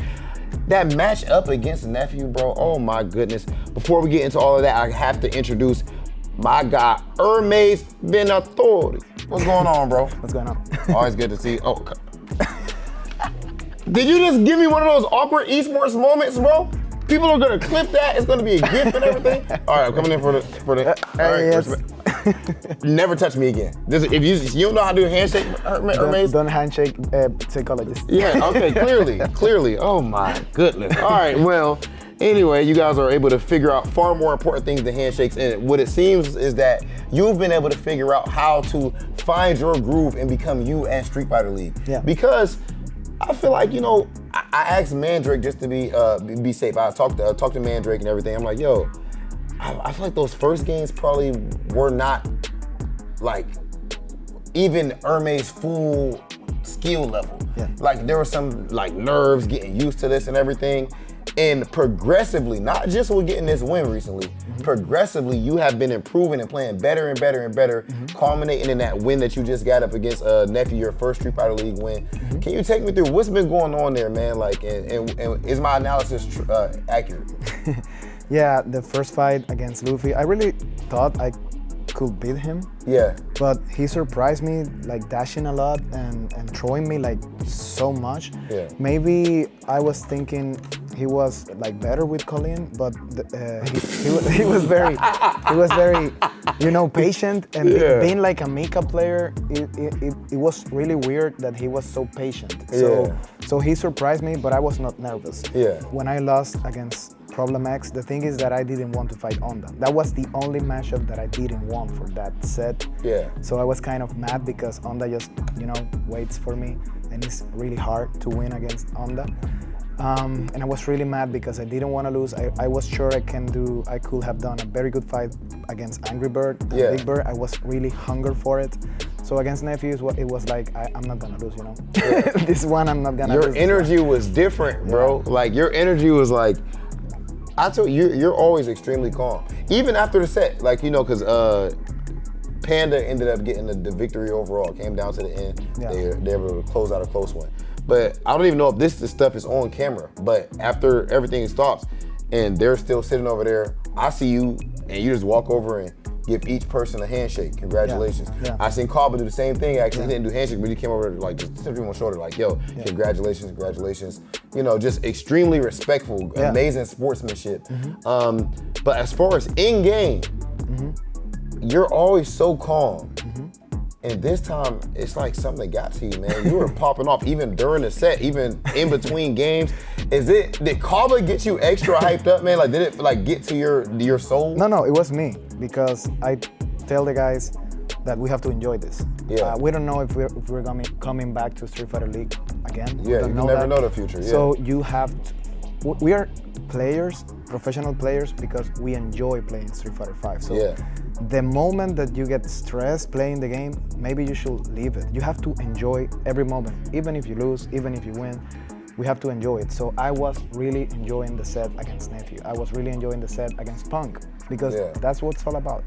So at this point, do you feel like getting that first win is kind of like a monkey off your back to a degree? Like, do you think that now you are at the point where you're at full strength? Yes, I believe I was at full strength since the beginning, but obviously no. Now I have gained like more confidence in my gameplay, so I'm really hungry to win this. I don't want to lose. I don't want to be out of playoffs. And your last match of the first half is going to be up against Team UYU. I want to say that their record is similar. They have one win up to this point. So this match is actually extremely important because only 2 teams don't qualify for the playoffs. And you don't want to be in a spot where you're like 1-4. Of course, there's always a next set, but ideally the hole isn't too goddamn deep. How are you feeling as far as the UYU match? My mindset and what I want to give to CABA and MENA is that if MENA was losing against Tokido, like really bad in Capcom Cup, and he won, it doesn't matter. Yeah. It really doesn't matter if you're like 100, whole and 100. You have to keep in mind the best attitude. We're not afraid of losing and go 1-4. It doesn't matter. We're gonna play like the best against them. They're really, really strong. Oil King Kami has been playing like really good. NL, you know, is a god with Kami, but it doesn't matter. We are gonna try to do our best, and whatever happens, we're gonna keep the same attitude to try winning, because we think we can beat like every team. On the other hand, CABA has not been able to play Guile just one match. Yeah. So it's gonna be different, you know, when he returns. Hermes, I'm definitely looking forward to seeing CABA come back. And even more than that, bro, I'm just looking forward to seeing you flourish throughout this entire season. Like, I remember specifically my boy SKZ. You know what I'm talking about? Yeah, of course, the set player. Set player, exactly. And coming into it, not a lot of people knew about SKZ, you know what I'm saying? But then, by the time stuff was all over, everyone was like, he's one of the fan favorites, and he put in all kinds of work, man. So God willing, and just your grind and your hard work willing, we're gonna see the same thing happen with you. Ladies and gentlemen, Hermes VENATORI. And we talked about that team synergy, right? We see how they back each other up verbally and emotionally. Hermes Venatori riding off of that emotion to make sure that he's good for the rest of the season, honestly, because that's enough hype to supply us for at least a year, I think. But no, all jokes aside, Hermes Venatori, spitting facts, essentially, he's making sure that he rides the wave of momentum that CABA brings him. And that energy is exactly the kind of energy that's only brought out by being around your fellow brothers in arms, right? With this team, again, we've talked about it, even though in the current standings, I still believe they're one of the strongest teams in terms of team synergy. Well, Hermes Venatori still adding to the team himself. A lot of talking coming from that Bandits team victory, not only from CABA making noise, but Hermes got very, very vocal about ways to make things happen. And we already know for the 3, 2, 1 fire, I can hear CABA already getting started out there. Hermes Venatori going to be the first up, going up against NL nonetheless. But I will say NL going first really says a lot for what the UIU team has been working with, considering I felt like that was one of the things that held them back. And no Cammy ban means there will be a full power NL and Hermes Venatori. Here we go. That's right. Team battle, week number 7. It's going to be good. So UIU opted to get the Guile out of the way, so banning CABA from this match. Bandits actually picked Rashid. That target was mainly towards Oil King, considering the momentum he had from last week's battle. Let's see if it works out this way. NL being the front runner for UIU with the Cammy. Man, that patented Cammy already off to a pretty solid start. That crouching jab buffer was nasty. The week of mirror matches, huh? Can we talk about this code, though? Yo, I'm going to tell you right now, when it comes to outfit selection, Hermes Venatori is winning every time. Oh, that could have been a big confirm. That could have been a big confirm. The beginning stages of these matches get very tense, though. NL gets to throw in the corner. We see a big confirm. It was off of those lights. The problem is, you know, now you're stuck in this corner. Had you gotten the confirm, you would have been out back into playing neutral. No confirm, off the low, medium kick from Hermes. And it's going to be just fine for NL. Oh, had the crouching medium punch. Didn't believe in it, though. Trigger is there. CABA freaking out. Oh, low forward, confirm. Into the corner. That wasn't good. Ready with the check. Oh, wait a minute. Hermes Venatori trying to get something started here. I want you guys to know how hard it is to commentate, listening to CABA, and looking at this match. If Hermes catches an anti-air with the cannon spike into critical arc, my God. Oh, he could have had some... That's the one! Wow. I was literally just setting it up. I told you. If Hermes Venatori snipes out an anti-air to critical arc, that was going to be it. And he was looking for it the entire time. NL, hook, line, and sinker. But as cool as that round was, as important that round was, NL still has full bar down below. Yeah, that's true. But this is one of the things that we always have to discuss. Just the fact that when you play Street Fighter V, it's really hard to hold this thought. When you play Street Fighter V, Cammy is one of those characters that you need to learn how to fight. CABA agrees with me, hence the noise. You have to. Play as and play against, either one.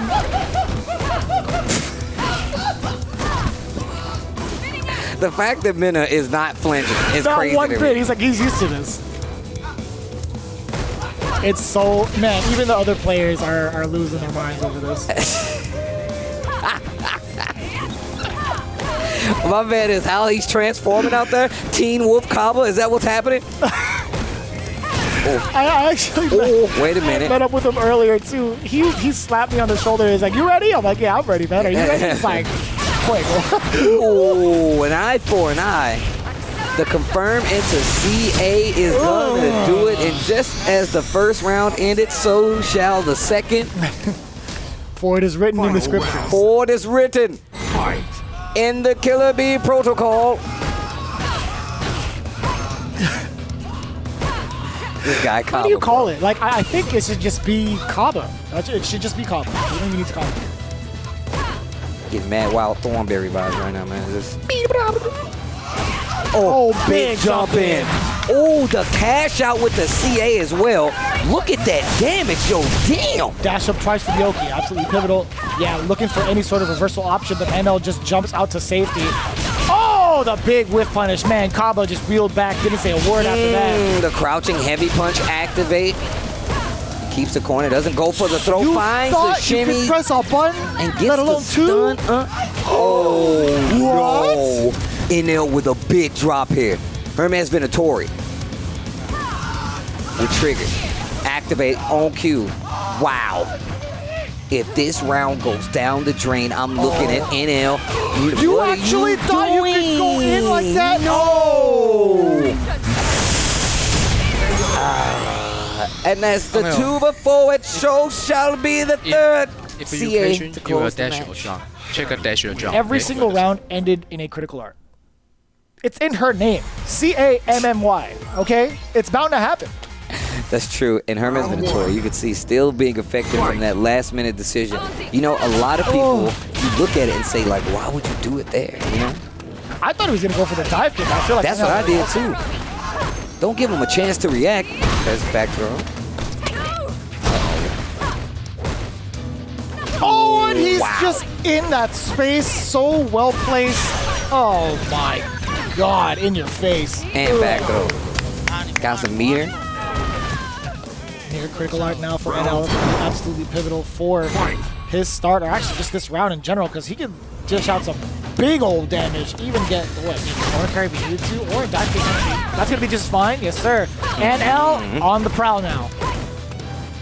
Oh, wow. That was sick! And still ready for it. Neutral jump, lots of meter on the side. Bandit! Spend that cash. Dash up twice over. What's it gonna be? Throw? Oh, a button press from Hermes. How brave. Hermes VENATORI definitely had an opportunity in that first round to make this closer, and this was not going too well. Goes for the throw, finds the hit. Full CA on table though.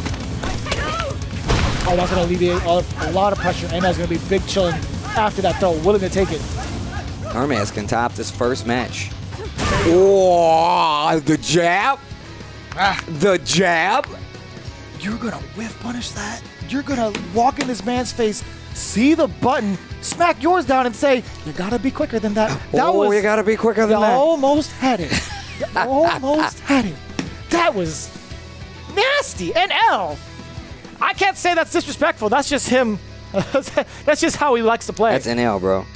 My man literally is there. Look, oh, yo, Oil King up in Kami's ear, giving him some words of advice.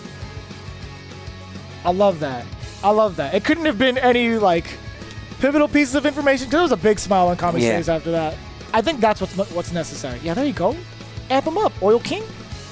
Yo, sidebar. Is NEPHEW not wearing shoes? He's just sitting back there? What? Yeah, he's got slippers on. Oh, I couldn't even tell.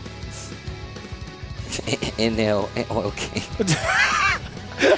Bro, you see it shaking it like, no, no. But this is something that we don't get to see so much from the UIU team. These guys talking about it. The fact that NL was the first on the team says a lot about the mindset and how they're approaching the meta here. Kami in second, Oil King in last, right? But that Seth still ridiculously strong to have on deck, right? To be as the last character. This is not their first encounter either. I can't recall their record against each other in Street Fighter League, but as it stands right now, Kami doing a pretty good job in terms of win-loss record, and also going up against a slightly weakened CABA with the G. And I say slightly, and I do mean slightly because G is on the table. Akira going to be on the board for Kami. We talked about him being a trailblazer, being a trendsetter, using a brand new character, one of the newer characters here in Street Fighter V. And was definitely showing some knowledge there as well. Oil King with the solo clap. I think Akira does a fairly decent job against G with the amount of information given. I think she could traverse past some of the normals or like the fireballs. Yeah, and her neutral control is very good. A lot of her buttons move her forward. The crouching medium punch is good. And just using this trigger as well gives you kind of that moving wall effect. You're right, yeah. She has a lot of normals that kind of push her forward a little bit more, kind of possess against the buffer normals. Don't jump. G presents. You hear Oil King say, don't jump. CABA's anti-airs with G has been really good, though. See, one of those key components for heavy punch will stop the buffering, but... Dash punch. Her walk speed is so good, too. Oh, the jump in actually works. Okay. Tries to go for a tick throw. Holds up, gets out of the throw. Lots of meter spin here. CABA. Crouching medium punch. Man, CABA in this G. Crouching medium kick on the way out. Stand medium kick, ready for the anti-air wheel kick. Oh, standing heavy kick. Wow. Side switch. It's a full launcher. Oh, okay. And the knockdown. Look at the damage. Forward throw. Full CA on the table. That was plus frames. Yeah, you had to get out of there. That would have been dangerous to not use it. Okay, so that's even better, I feel like, for Kami. One touch away, but like no threat of the trigger. Actually, I feel like that's exactly what you want versus Oh, wow. That was a good choice. That was a good choice. Kind of gave me shades of Air EX Fireball from Akuma. That's a wide standing heavy kick. I feel like if Kami would have played a little slower, that game could have been a lot more in his control, but it's a little scary going up against G, right? But he took away the major threat, I feel like, which is making him use V-trigger. You didn't have to worry about it. But CABA's placement on that crouching medium kick, stand medium kick, it just buttons over all. Speaking of the command throw 2 times, I bet you won't do it again, though. Oh, I thought he would.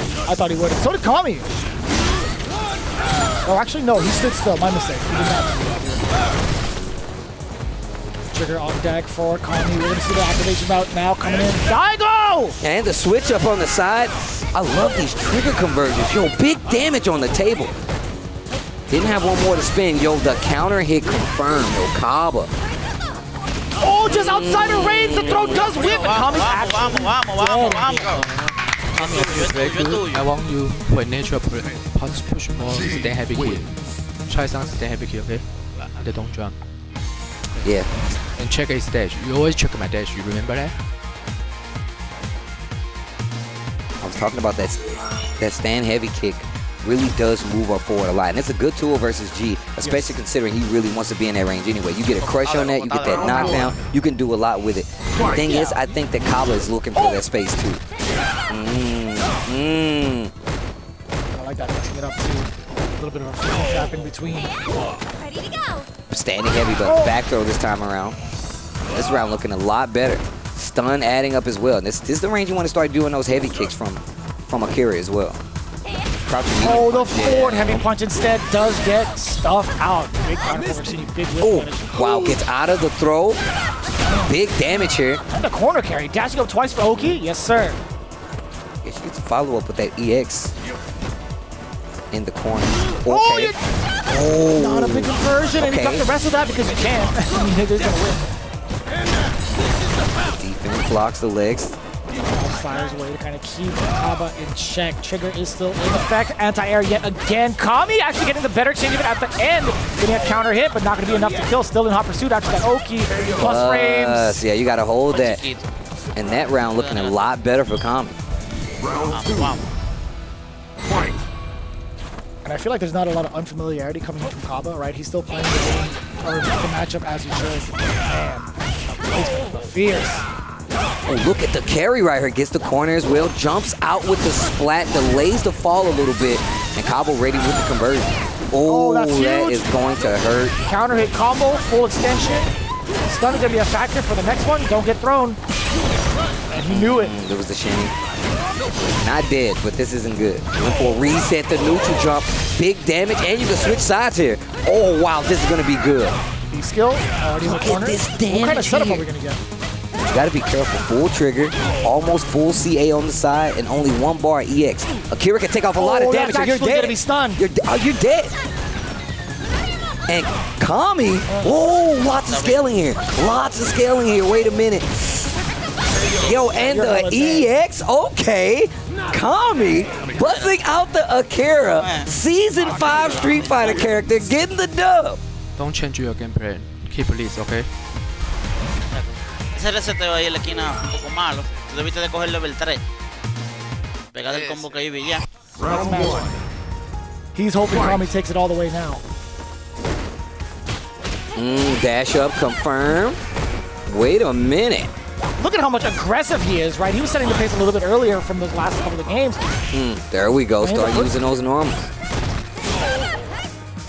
Yeah, you have to be careful right there. Like a sequence from the Tatsu, you have to make sure you're not allowed to press a button. And you also kind of have to condition the opponent to think that first. Cross-cut TP! Oh, that angle still able to get the crouching heavy punch. An important anti-air now to keep Akira locked down in this corner. Bro, her DP moves her forward so much. Okay, knockdown this time. Okay, knockdown. Forward throw, 1 round apiece. Kami here, maybe that no change up. Oil King was telling the truth. Vamos. CABA in trouble. Dash punch. Too far. Yeah, he's pretty far. Oh, the anti-air is there. Yes, sir. The uppercut there from Kami. Dashes up 2 times over, but no Oki right now. See CABA still trying to fish for heavier normals. And Kami's already caught sight of that, and it started to throw out his heavier buttons a little bit more frequently. But that was a great interruption there from CABA. He hasn't really been using the EX elbow like that, but just the fact that you're using those G normals to keep that range of control. There's a knockdown. Talking about that play of using standing heavy kick. Oil King did the same thing. He's like, yo, you need to utilize a little bit more. Plus frames. Doesn't want to give up the trigger, or doesn't want to give up the V-gauge. You saw that's pretty evident. Big jump in and get the side switch as well. Big damage. Cashes out with the elbow. Interrupt here, stand medium kick into trigger. No anti-air as Kami jumps, but he puts himself a lot closer to that corner. Full CA available for CABA. You can see him inching forward, closer and closer to possibly get that command throw. And not ready. Not ready for it at all. And that's gonna be that 2-0. 2-0 over CABA. Kami here getting another win for Team UIU. You know, we saw this last season with Kami and Oil King using Seth, because Kami came into Season 3 with a Seth as well, knowing that Akuma would probably be getting banned eventually. You gotta have these alternative characters, right?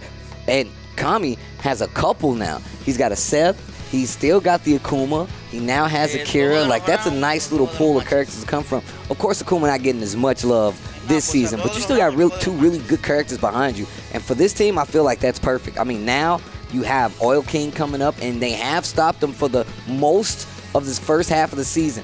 This is their last opportunity to do so, because after this, we're going to get more Rashid than not, and you're still looking at it in L. So that means a team victory here for UIU is so important. It's going to be so important for them. And this is the best we've seen them do throughout their Street Fighter League appearance. So this is actually good news. But just like earlier today, we saw a reverse OCV. A reverse OCV from NORDAVIND. So I feel like anything's possible here. We're going into the last potential battle here. Oil King going up against MENARD. It's going to be Seth versus Birdie. And you can still see Oil King getting himself hyped up here. Excuse me. Getting too hyped. My name is Seth. This is what I wanted to see. I wanted to see what the reset was going to be for Seth, right? Being able to have that V-skill too. Birdie is not allowed to get his V-skill set up after certain sequences, especially bull head. Oh yeah, this is really gonna give you some great corner carry. This can work out. What the? The whiff punish. Wait a minute. That was the last bit of active frame, and he still got a counter hit off of that. That's crazy. Oh, you gonna punish that? No, he's gonna save it for later. You'll learn a hard lesson. If you save it for later, it's gonna get a little bit raw. Okay, avoids acid indigestion. I like that. Okay, nice work, MENARD. Crouch short. Didn't get his mark this time. Forward heavy punch on retaliation. Nice. Just trying to find a small hole here to get offense started. Reaching with that EX Hekaton craze. And it's so tough. MENARD operates at such a range where you can't. If you're allowed to move forward, if you're allowed to even try to whiff punish. It's been tough. Even from certain instances where like certain normals or certain special normals are punishable. He's done a fantastic job to make it. That's huge. Headache City. Banana. Oh wow, the jump light actually. It just backs up looking for the plantains. I see.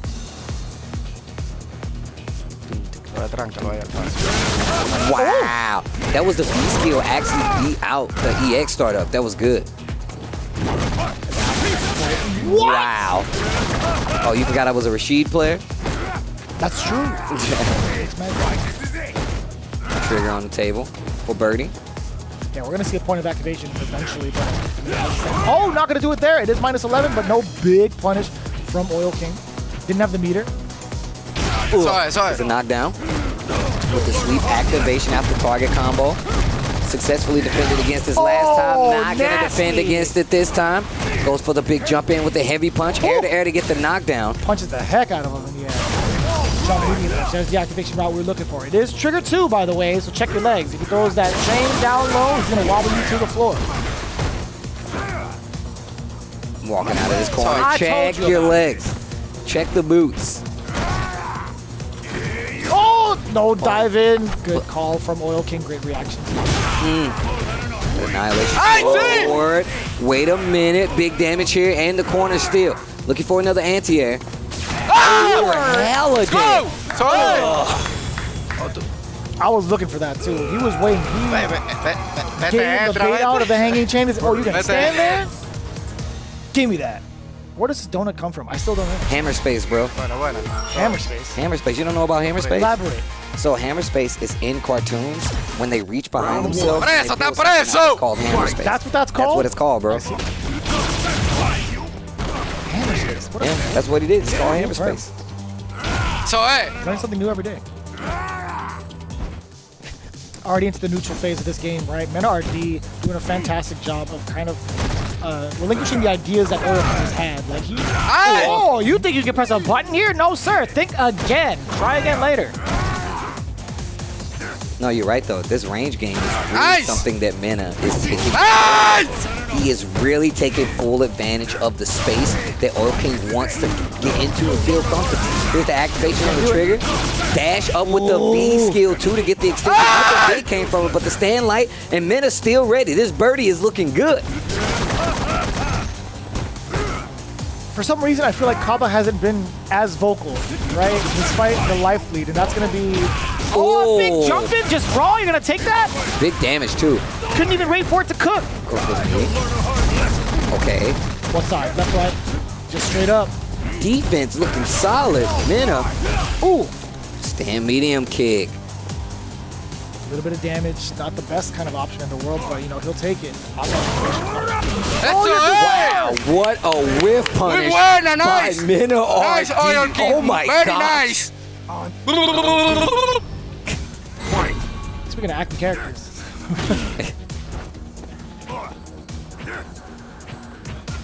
CABA needs his own animated series. He do. Can we get CABA the animated series? It's just him hyping up Team VR and people like MENARD. I want to see somebody actually make an animation of it, just taking voice clip of him, like, cheering somebody on and just like... Just use the noise, use the sound clips, and just animate CABA. No me tires eso, chamaquito. Whoever does it, you're wrong. Activation route, off the target combo, big cut shoot. What? Okay.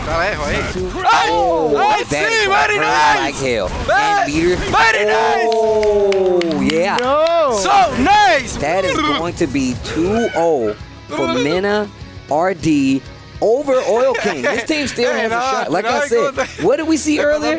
A reverse OCV. Is it impossible? No. However, it's going to be kind of tough with the current roadblock. NL. With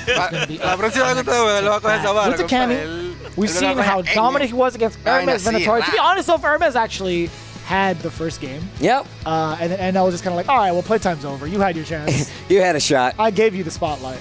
We'll see how this plays out, right? It's going to be NL doing amazing work this year in the CPT and other events, just various events in general, right? MENARD also putting in that work. We kind of talk about their accolades in the beginning of Street Fighter League, but as it stands right now, they're on even ground. MENARD with a lot of pressure on his back, or just a lot of pressure in general. Not only facing off against NL, but being the last member of Team Bandits for this team exhibition. All right, here we go. Fight. Going to this neutral game. NL versus MENARD. First blood going to Mena. Not letting anything go unpunished, right? You have to spot out those dive kicks. If you can force those errors from her, that is a significant advantage that you get. And knowing when to anti-air is absolutely crucial. Good reaction there from MENARD. An opening now for NL. I mean, you can look at Mena and you know this isn't impossible. Tries to go for the command throw. Experience is there, but it's more about getting the proper reads. Lead in favor of NL. Tries to throw it to the corner. Okay. Yep. Big damage. Look at that. Back in the game. Look at instantly back in this match. Plenty of trigger. Command throw can do it. And you see how much more space he gets to take up because he's in V-trigger, right? His walk speed alone is enough to intimidate anybody. Is he going to spend the rest of it? No, just a side switch, forward throw. No Oki after this. Jabs. Checks with the medium, and it's gonna be a punish. No, it's too far out. But that's all that's needed to stand light kick the EX. The EX command grab to close out. So good. Okay. NL turning up the offense. MENARD says, calm down the offense. He says, no, I'm not. Wake up button anyway. Okay. Man, they are straight just walking up to each other, hitting buttons. Oh, that was me. Girl, not gonna get a punish. MENARD stuck in this corner. Anti-air. Ooh, cross cut. The other side. Activate your route. What's NL gonna do? He's gonna back away, but still gets hit by the horn, or the head, I should say. Mess with the bull. You get the horns, and that's gonna be mad damage. Oh, you're dead? Oh my God, a pixel. Now you're dead though. MENARD takes the first game away from NL, and we've already seen one today. We've seen the team go down, but we've seen the team come back to life. A reverse of what the heck? What was that? Did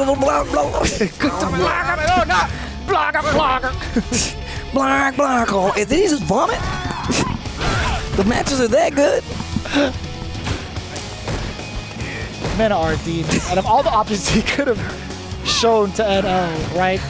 Went for the jab and it was either throw or command grab. Hit him with the command grab, said RD said for real dead. Shout out to my man, by the way. Oh, big damage. NL needs his round. Gets the back throw. Plenty of damage this time. Not going to be able to kill. But spins meter. Throw's going to be more than enough. He knew the win condition. Oh boy. Throw again? Possibly? No. Instead, NL played it to his favor. He was like, I'm going to make you think the throw is coming. You go ahead and press those 2 buttons. Round 2. Oh, you have it macro.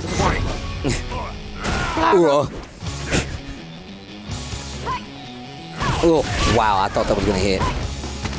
Okay, here's the throw. Tough.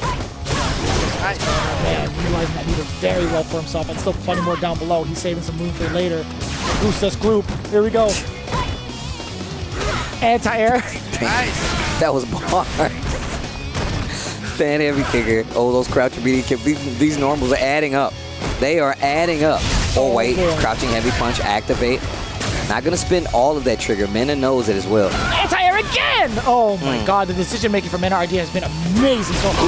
Oh my, the whiff punish. One more. Oh, no. You're dead! Oh my God. This is ridiculous confirmation, man. Ridiculous. Confirmation. CABA. Is that what we sound like? That's what we sound like? Because it's true. It is. That was a ridiculous confirmation. Oh my God. We gotta get CABA on the desk. The dive kick. Wait a minute. So high up. Starting to change the trajectory this time around, but I don't think it might be too little too late. Command grab will do it. Command grab will do it. That's it. That's it. Do you see with your very eyes MENARD amassing a comeback? He's setting it up, taking down one of the best to ever do it with Cammy, taking down NL. This is huge. UIU was looking so comfortable up until this point. MENARD showing why he was a Capcom Cup champion, aiming to be another former champion for Bandits. Bruh. Was that 2-0? That 2-0. We are on the verge of another reverse OCV if Mena can run this back. If Mena runs this back, and look at him, just a smile on his face, looking very birdie-esque, checking his watch. You realize he's stroking the beard. He just got that beard, and he's looking like a professional. He's the only one that has access to this outfit, by the way. No other player is allowed to play this outfit other than MENARD. He's playing himself, by the way, and not in a bad way. No DJ Khaled here. You played yourself. You played yourself. Another one. Look at Mena. Look at Mena. Mena just looking at Kami and shaking his head. Just looking at Kami and shaking his head. Keep going. This is it. But here we go. Wow. Let's go, Kami. Yeah, this is definitely true. This is one of the things that we've always talked about Kami has been pretty consistent when it comes to maintaining his initial trajectory. If he needs that win, a lot of times he's gonna get that win. You don't expect him sometimes to come out here, especially with a character like Akira, which you have in front of you, and get the dub. But got the W today over CABA in the G, so I don't think it's out of the realm of possibility for us to have Kami take out MENARD, the Capcom Cup champion. See what happens. Yeah, forward movement with the forward heavy punch. Actually gets out, and now the roundhouse does get whip punished. Thank you, Bob. Thank you. Oh, okay. Oh. Went for a cross up there. Kami ready to tech the throw. This is tough, right? Ooh. Yeah, that crouching jab. And the thing is that Birdie's normals, you got to be careful because you can use that elbow kind of like, you know, EX Chariot tackle. Oof. But those jabs are really going to put a stop to all of that. Kami in the bad spot in the corner. Yeah, he's just trying to make sure he cannot jump out of that. But beats the jump. You're still able to walk him into Daigo pressure after the aura, after your explosion. Oh. No meter, no punish. No whip punish. He's playing that crouching range really good, though. He's playing that crouching medium kick range that he wants to be in. Birdie wants to be in very well. Huge damage here in the corner. Forward throw. Stuns becoming an issue. V-shift back command throw. You only get the plus frames if it hits, right? Or if he blocks. One more. Meno's looking back saying, one more, I got you. He blew a kiss to Team UYU. He gave him the good old smoochums. Wow. Wow. The 6 feet, please. He gave him the oh, the goodbye kiss. Oh, the anti-air. Do it again. Gets the cross up this time. I was about to say Kami looking a little flustered. Hard call on the jump there. Knew he was going to try to get out of the corner. Oh, punish. Ducking. That's something you got to know versus that. Overhead. MENARD phased by that. A little bit of an onslaught there from Kami into the corner. Now in this middle ground, he's going to be controlling all of the pace. Crouching jabs being the main disruptor. Heavy punch being an even bigger one. Anti-air, yes sir. Kami is still focused on the ground game while maintaining the anti-airs. Here's going to be plus frame. No. Oh no, he actually put himself in range when he did the standing heavy kick. Oh, okay. Oh wait, he's got a big chance here. This mix-up could actually kill if done properly. No no meter to do damage. I was thinking the mix-up was coming here. Daigo just flew back home. Back to the rival schools. He's late for class, I gotta go. Oh, chip out can be a thing here. Kami put himself in a bad situation. If he can get this round, this could be good though. Oh, you backdashed into it. Oh no. Thank you for here. Thank you for here. Thank you for over there. Thank you for over there. Thank you all. Yeah. Oh, yeah. Gracias a todos. Gracias a todo el mundazo. Gracias. Wow. Team UYU on the ropes right now. Kami needs to take this round. Needs to take this match, I feel like. Oh, crush. Finds a counter hit. Stun. To spot up the movement there from Big damage on the table here. He's got 2 incoming. I wonder if he has any of the mix-ups where, you know, if he knocks him down, goes for the fireball, and hits the ambiguous cross-up on the Yep, cash out. I don't know if he's going to do it. Oh, that could have been it. He tried to go for the throw. He didn't whiff punish MENARD. That could have been the round for Kami. But you cannot let the Raging Bull come out. Needs to play this ground game really smart. Going into that crouching jab range, headbutt to get through. You got to take this out clean. Kami needs to play this clean to get this out of here, especially considering CA is on the table. I didn't realize how ripe that banana was. That was definitely a green one. It's a plantain, bro. Oh, didn't cross up this time. Even hit the cross up button. I actually thought that was going to go to the other side. And so did MENARD. There was a little bit of a confused look on his face. He was like, okay, well, I don't want to anti-air because it gets thrown up. It doesn't hit as far back as it used to. He was confused as well. Nice. Ooh. Stand light kick, pressure on Mena's side. Tries to jump out, command throw. That's going to be stunned. It's not going to be the round, but this is going to hurt. Unless he resets with another command grab. Okay, which he's not going to. It's okay. Wow. Wow. This is not good. I don't think he could have even jumped out of there in like anticipation of the command grab because he would have been option selected to anti-air crouching medium punch. Oh no, that's true. Oh! Okay. B-shift, stand light kick this time. Gonna fight back out of the corner, sets out the can, confirmed for MENARD. That's tough. Yeah, he's trying to, Kami is trying to make that V-Still come out on him. Trying to contest it, but that's not the way to do it. I don't think Akira has that. Oh boy, dead. That's a wrap, ladies and gentlemen. MENARD closes out. Kami pauses the game. You don't even want to see it. The dap up goes through. Wah wah. Wah wah. Kami didn't like that. I don't blame him though. This looked like a UYU victory in the bag. MENARD. I don't know about not playing it out though. I definitely would have played that bad boy out, man. I mean, it is what it is, man. We talked about how important this match was going into the next week's battles, right? As we get into our second part of the round robin. For Bandits, that is ridiculously huge, right? 6 games solely from MENARD's behalf. NL got 2, Kami got 2 for UIU. Oil King just falling short by the wayside. No wins on the board. It's going to be pretty important to see where Bandits ends up. I think they are tied with NORDAVIND, but it's just a matter of like what the differentials are. This is one of the instances we talked about potentially happening here. Ever since season 1, we knew that, you know, there could be an opportunity, but the matches counting is very important, especially for this season where we have so many powerful teams that could constantly come in, mix up what we believe to be reality, and then reverse OCV it right out of existence. I mean, in all honesty, what do you expect from MENARD? If you're looking at this team on paper, right, MENARD is definitely going to be one of the heavy hitters.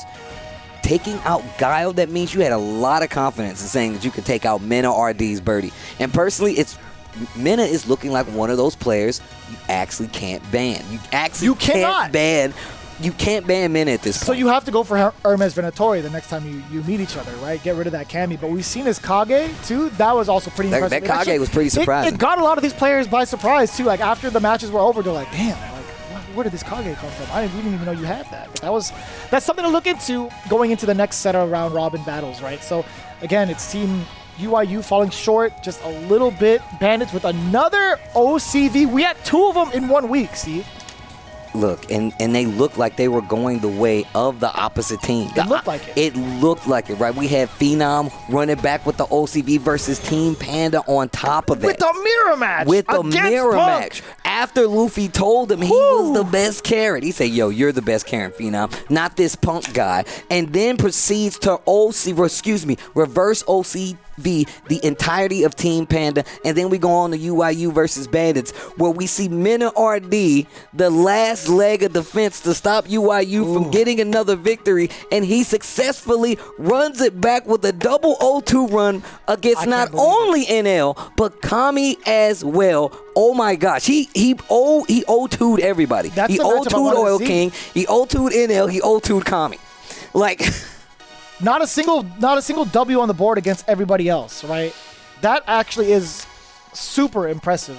Making sure that NL doesn't get to play is something that I've been looking forward to. I'm like, yo, this cat has had such a prestigious 2021. He had, you know, a spot in the Capcom Cup. He did very well at the Intel World Open. He dominated over at EVO. I was thinking to myself, all right, UIU has a pretty solid shot, but it's still only the first half. Again, we want to thank our sponsors, Astro, for being a part of the Street Fighter League, also supplying the headsets and specifically the A40s to make sure we hear all the dialogue coming from each and every team, all of the noises that come out from CABA in an effortless way, right? Also providing those mix amps for the players to adjust the sound quality if they wanted to ignore CABA just in case. But who would really want to do that? Again, all jokes aside, big shout outs to Astro for being a big supporter of the FTC. Again, you could check out the Twitch panel below to pick yours up. Well, with that being said, I believe we have Hollywood Rob TV on the stage with Team DR, I'd like to say, MENARD. Everything on the line. We have seen him in these type of situations before, and we know exactly how he gets down. We saw it at Capcom Cup, we saw it at Street Fighter League last season, and the same story continues to unfold. Ladies and gentlemen, MENARD with an amazing performance. How are you feeling right now, bro? I'm feeling very good. I finally could play Birdie. You know, some teams have been doing a very good strategy, and even if they're not banning Birdie, they're not letting me play him with bad matchups. So getting to play the Bull, my main character, feels very good. Can we just talk about how important that match was? Because that was one of the most important sets that we've seen in this entire Street Fighter League because of the numbers. So could you just speak to, let the people know why was that set so important for both teams? Well, because right now we're only -1. We're 2-3 the record. And now we have CABA. So it's like the actual team is gonna play, and we have we managed to stay afloat. Now UYU, if they are in the position that we would have been if we lost, it's like -3 is too much. Okay, and it looked like the moment clearly was not too much for you because not only did you perform amazingly, but I saw you before you even played Kami at the end there, you go and you're looking at him and smiling, and then you went and blew a kiss to UYU while you were doing their man's dirty. Can you explain to me what was going through your mind right there? Like, why the disrespect? You put him on a t-shirt. The disrespect was actually, the kiss was not for UYU, it was for Punk, because we played Akira versus Birdie, and I was basically telling Kami, I played the better Akira, so you're not gonna get me. As soon as he saw that confidence in me blowing kisses to Punk and shit, it's like, oh no, man, I'm confident. Man, I'm confident. What am I gonna do? All right, and clearly we can see what you do in those situations. Amazing performance yet again from MENARD. Team Bandits now 2-3. They are in the thick of things. How is UYU gonna fight back from 1-4? Guys, I guess we're gonna have to wait and see. We have final comments from Vicious and Tasty Steve over at the desk, and that's gonna be after the Astro listen-in. It's always in cross-up, always. It's no way it doesn't exist. There is no menu. It's cross-up. It's just that remember Nash in season 1. It's just that you gotta react. That's all. But you can play it slow. Like Rose to come take your damage. It's very hard for her. So if you have the life lead and EX bar, she can't do anything. So you just have to wait for a fireball. And remember, most of her poke are minus on block. Yeah. And you can also escape the fireball with EX Tenko and V-Shift. Yeah, if you don't want to take the chance. It's V-Shift or EX Tenko. Yeah. If you're patient, you will dash or jump. Check a dash or jump, okay? Okay, understand.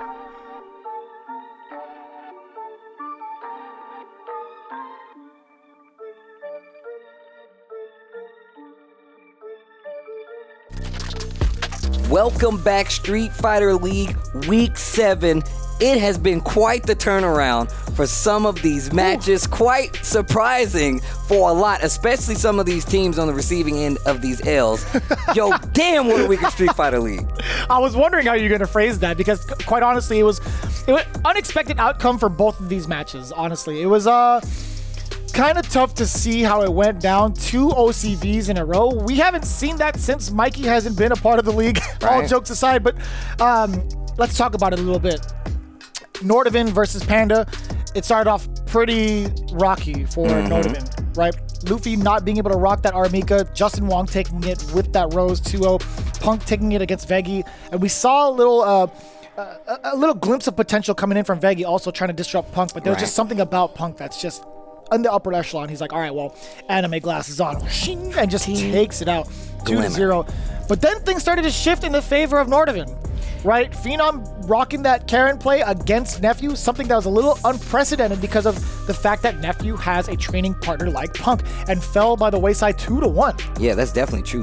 But I look at the team side of things with Luffy supporting Phenom, going off and being like, hey, you have the better Karen. And I actually asked Phenom, and Phenom was like, yo, I ain't even hear him say it. But just the fact that it was in the air, I feel like would do more than enough damage to make these guys come back and reverse OCB with Phenom taking out Punk 2-1 in the run back. And then you go over to UYU versus Bandits. 2 teams not in the best of standings right now, right? 2 teams not looking too good currently when it comes to the wins, to be quite honest at the bottom, right? However, NL came in, took it 2-0 over Hermes Venatori, and it was a little rocky. Hermes Venatori actually had a chance there. And then we go to Kami versus CABA. CABA's G was looking really strong, took the first game even, and then Kami runs it back clean with the Akira nonetheless. And Oil King coming up versus MENARD.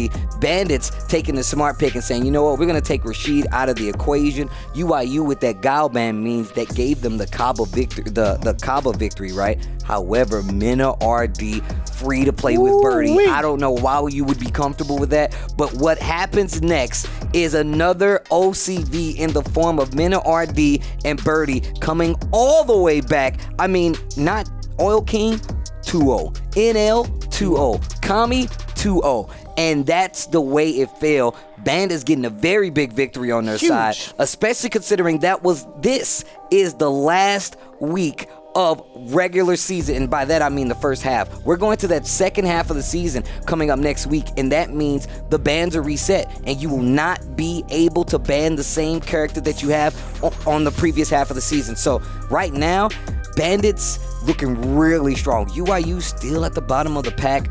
Panda going down a peg, but that actually sets up a tie if I'm looking at it. Almost a three-way tie, but 2 and 3 on the side of BANDITS, NORDAVIND, as well as VODAFONE Giants at 2-2, 3-2 for Panda, like you said. And of course, NASR sitting pretty with the 4-1. Yeah, so we take a look at the current standings, right? As Steve just mentioned, NASR currently in first place, Panda right below them in second place. VODAFONE Giants and NORDAVIND still have to play their match against each other for the first round robin, right? Then it's going to be reset afterwards. Excuse me. BANDITS and UIU down below, but BANDITS still at 2 and 3 with the way that they performed.